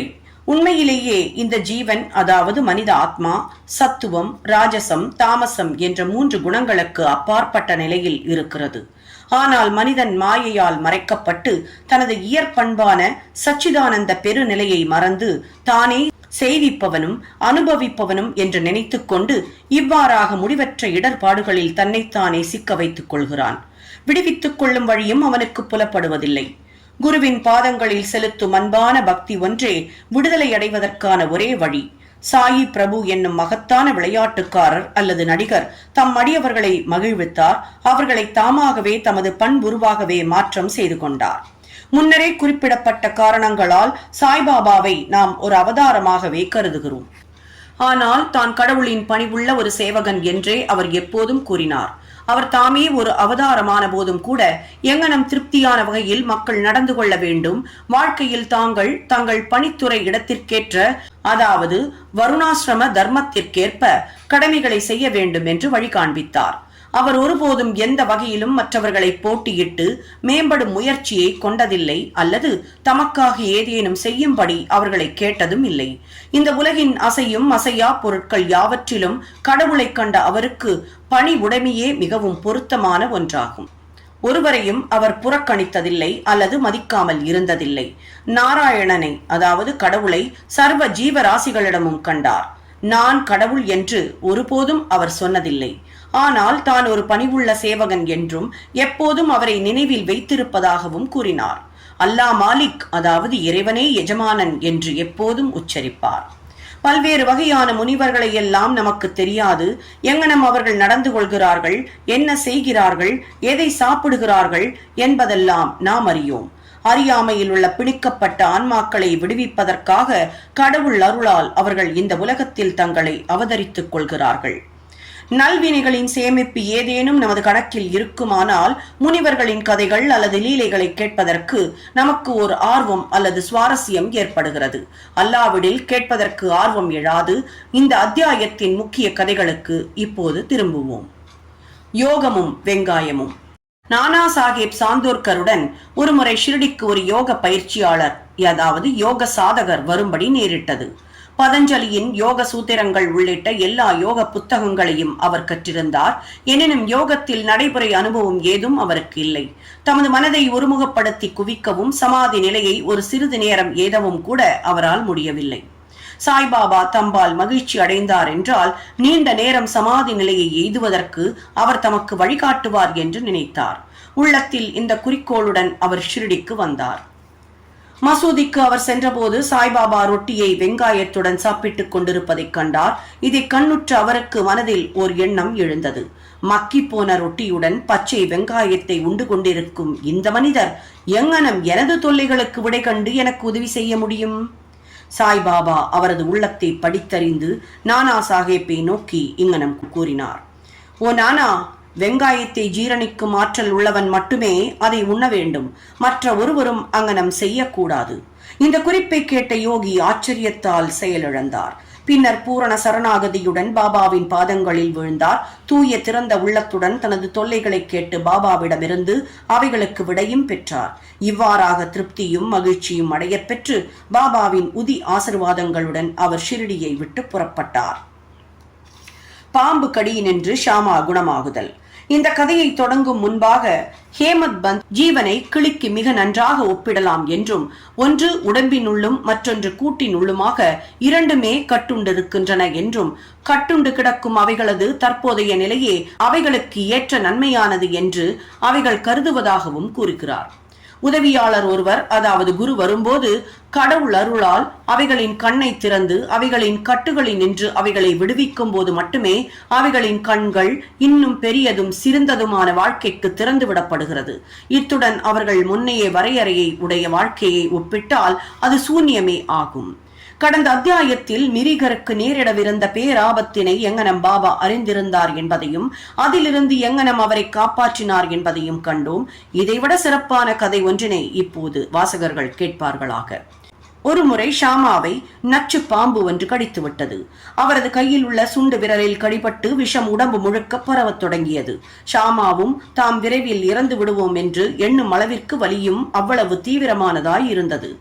அந்த மாதிரியான விஷயங்களுக்கெல்லாம் அடிக்கடி அனுப்பப்படும் விட்டோபா கடவுளிடம் அவரது நண்பர்கள் அவரை எடுத்துச் செல்ல முயன்றனர்.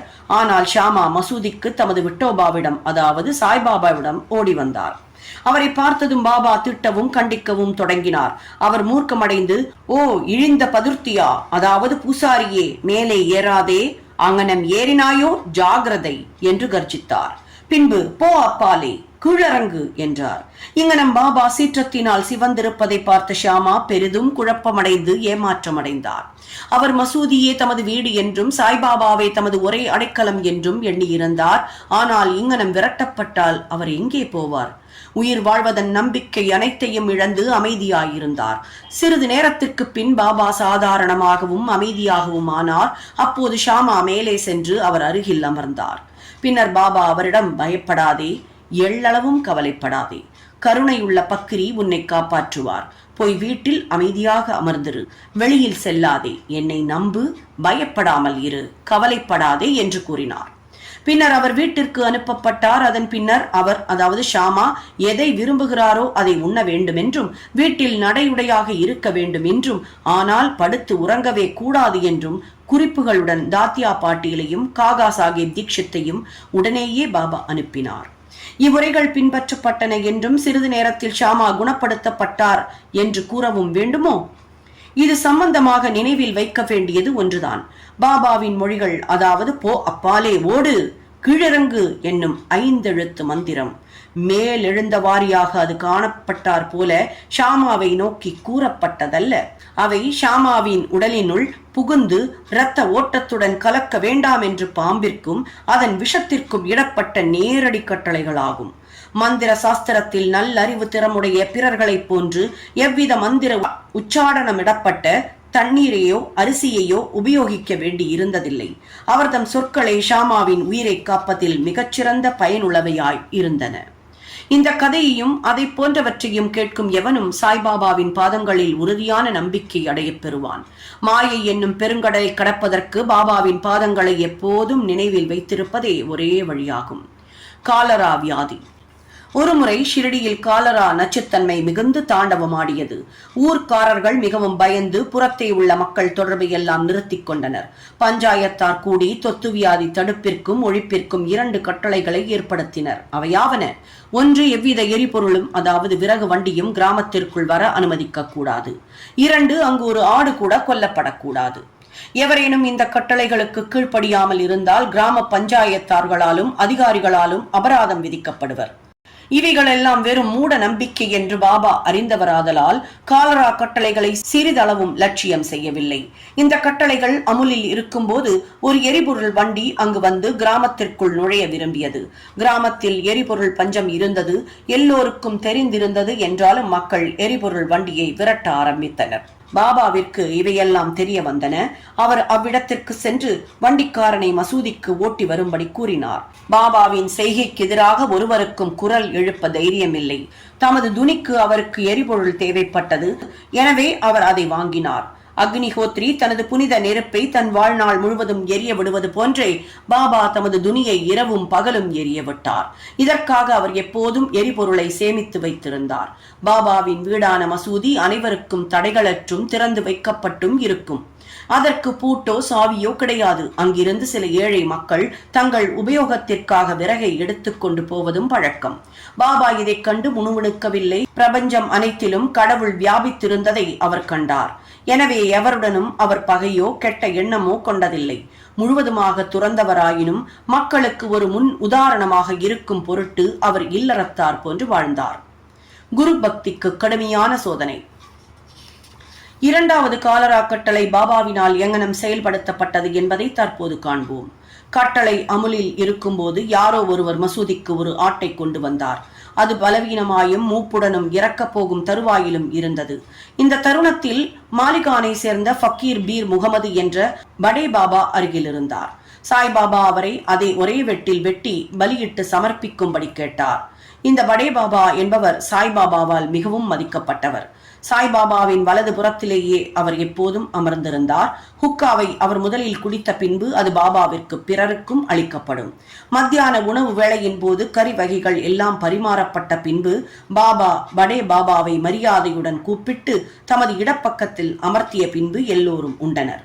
தட்சணையாக சேகரிக்கப்பட்ட பணத்திலிருந்து பாபா அவருக்கு தினசரி 50 கொடுத்து வந்தார். அவர் போகும்போது பாபாவும் 100 அடி தூரம் வரை அவருடன் கூட செல்வார். பாபாவிடம் அவருக்கு இருந்த அந்தஸ்து அத்தகையது. ஆட்டை வெட்டும்படி பாபா அவரிடம் கேட்டபோது அவர் அதை திட்டவட்டமாக மறுத்துவிட்டார். எதற்கும் பயனின்றி அது ஏன் கொல்லப்பட வேண்டும் என்று அவர் கேட்டார். பின்னர் பாபா ஷியாமாவை அதனை கொல்லும்படி கேட்டுக்கொண்டார். ராதாகிருஷ்ணமாயிடம் சென்று கத்தி ஒன்றை அவளிடமிருந்து வாங்கி வந்து அதை பாபாவின் முன்னால் வைத்தார். கத்தி எதற்காக வாங்கப்பட்டிருக்கிறது என்பதை அறிந்த ராதாகிருஷ்ணமாயி அதை திரும்ப எடுத்துக்கொண்டாள். பின்னர் ஷியாமா மற்றொரு கத்தியை பெறுவதற்காக சென்று உடனே திரும்பி வராமல் காகா சாஹேப் தீக்ஷித்தின் வாதாவில் தங்கிவிட்டார். அப்போது காகா சாஹேப்பின் முறை வந்தது. அவர் நல்ல தங்கம்தான் என்பதில் ஐயமில்லை என்றாலும் பரீட்சிக்கப்பட வேண்டும். கத்தியை வாங்கி வந்து ஆட்டை கொல்லும்படி பாபா அவரை கேட்டார். அவர் சாதேவின் வாதாவுக்கு சென்று ஒரு கத்தியுடன் திரும்பி வந்தார். பாபா ஏவியதும் கொல்லுவதற்கு தயாராக இருந்தார். தூய பிராமண குடும்பத்தில் பிறந்த அவருக்கு தமது வாழ்க்கையில் கொலையை பற்றியே தெரியாது. ஹிம்சை செயலுக்கு முற்றும் அவர் எதிரான போதும் ஆட்டை கொல்வதற்கு தன்னைத்தானே தைரியப்படுத்திக் கொண்டார். முகமதியரான படே பாபா அதை கொல்வதற்கு விருப்பமற்றவராய் இருப்பதையும் இந்த தூய பிராமணர் அதை கொல்வதற்கு ஆயத்தப்படுத்திக் கொண்டிருப்பதையும் கண்ட அனைவரும் அதிசயப்பட்டனர். தன் வேட்டியை இறுக கட்டிக்கொண்டு கையை கத்தியுடன் தூக்கிக் கொண்டு பாபாவின் முடிவான அனுமதி குறிப்புக்காக அவரை பார்த்தார். பாபா, எதை நினைத்துக் கொண்டிருக்கிறாய்? வெட்டு என்றார். பின்னர் கைகளை வெட்டுவதற்கு தயாராக கீழே இறக்கப்படவிருந்த அதே தருணம் பாபா, நிறுத்து, நீ இவ்வளவு கொடுமையானவனாயிருக்கிறாய், பிராமணனாய் இருந்து கொண்டு ஆட்டை கொள்கிறாய் என்றார். காகா சாஹிப் கீழ்ப்படிந்து கத்தியை கீழே வைத்துவிட்டு பாபாவிடம் கூறினார், அமிர்தத்தை யுத்த தங்கள் சொல் எங்களுக்கு சட்டமாகும். எங்களுக்கு வேறு எவ்வித சட்டமும் தெரியாது. எப்போதும் தங்களையே நினைவு கூறுகிறோம், தங்கள் ரூபத்தை தியானிக்கிறோம், இரவும் பகலும் தங்களுக்கே கீழ்ப்படுகிறோம். கொல்வது சரியா தப்பா என்பது எங்களுக்கு தெரியாது, அல்லது அதை நாங்கள் கருதுவதில்லை. பொருட்களுக்கான காரணத்தை ஆராயவோ விவாதிக்கவோ நாங்கள் விரும்புவதில்லை. ஆனால் குருவின் கட்டளைகளுக்கு ஐயுரா பற்றுறுதிப்பாட்டுடன் ஒழுங்கான பணிவணக்க பண்புடன் நடத்தலே எங்களது கடமையும் தர்மமும் ஆகும் என்றார். பின்னர் பாபா காகா சாஹேப்பிடம் தாமே பலியிடுதலையும் வெட்டும் வேலையையும் செய்து விடுவதாக கூறினார். ஃபக்கீர்கள் அமரும் தஹியா என்னும் இடத்தில் ஆட்டை வெட்டுவது என்று முடிவு செய்யப்பட்டது. பின்னர் ஆடு அந்த இடத்திற்கு கொண்டு செல்லப்படுகையில் வழியிலேயே இறந்து விழுந்தது. ஹேமத் பந்த் அடியவர்களை பாகுபடுத்துவதுடன் இந்த அத்தியாயத்தை முடிக்கிறார். 3 விதமானவர்கள் இருப்பதாக கூறுகிறார். 1 முதல் தரம் அல்லது சிறந்தவர்கள், 2 இரண்டாம் தரம் அல்லது நடுவானவர்கள், 3 மூன்றாம் தரம் அல்லது சாதாரணமானவர்கள்.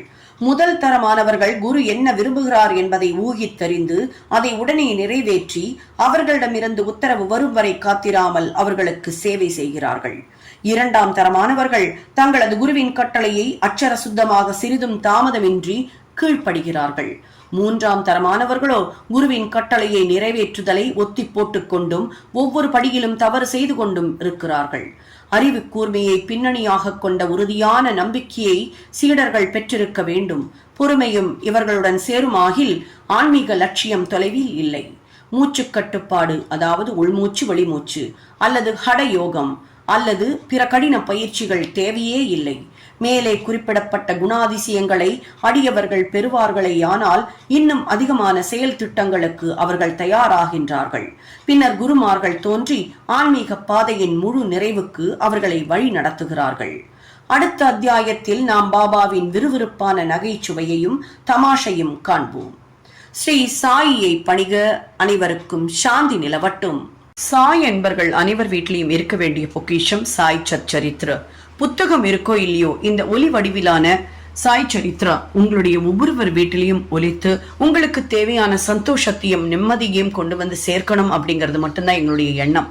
கண்டிப்பாக மிகப்பெரிய மாற்றத்தை உண்டு பண்ணக்கூடிய இந்த சாய் சரித்ரா தினமும் ஒரு அத்தியாயத்தை கேட்பவர்களுக்கு கண்டிப்பாக மிகப்பெரிய பலன்கள் காத்திருக்கு. தெளிவான உச்சரிப்புல, மிதமான வேகத்துல, சரியான விகிதத்துல கொடுத்து உங்களுக்கான சந்தோஷத்தையும் அள்ளி தரக்கூடிய இந்த சேனலை சப்ஸ்கிரைப் பண்ணாதவர்கள் கண்டிப்பா சப்ஸ்கிரைப் பண்ணி மற்றவர்களுக்கும் ஷேர் பண்ணுங்க. உங்களுடைய லைக் அண்ட் கமெண்ட்ஸ் கண்டிப்பா எங்களை உற்சாகம் ஊட்டும். எப்பொழுதும் உங்களுடைய சந்தோஷம் நிலைத்திருக்கட்டும். நன்றி, வணக்கம்.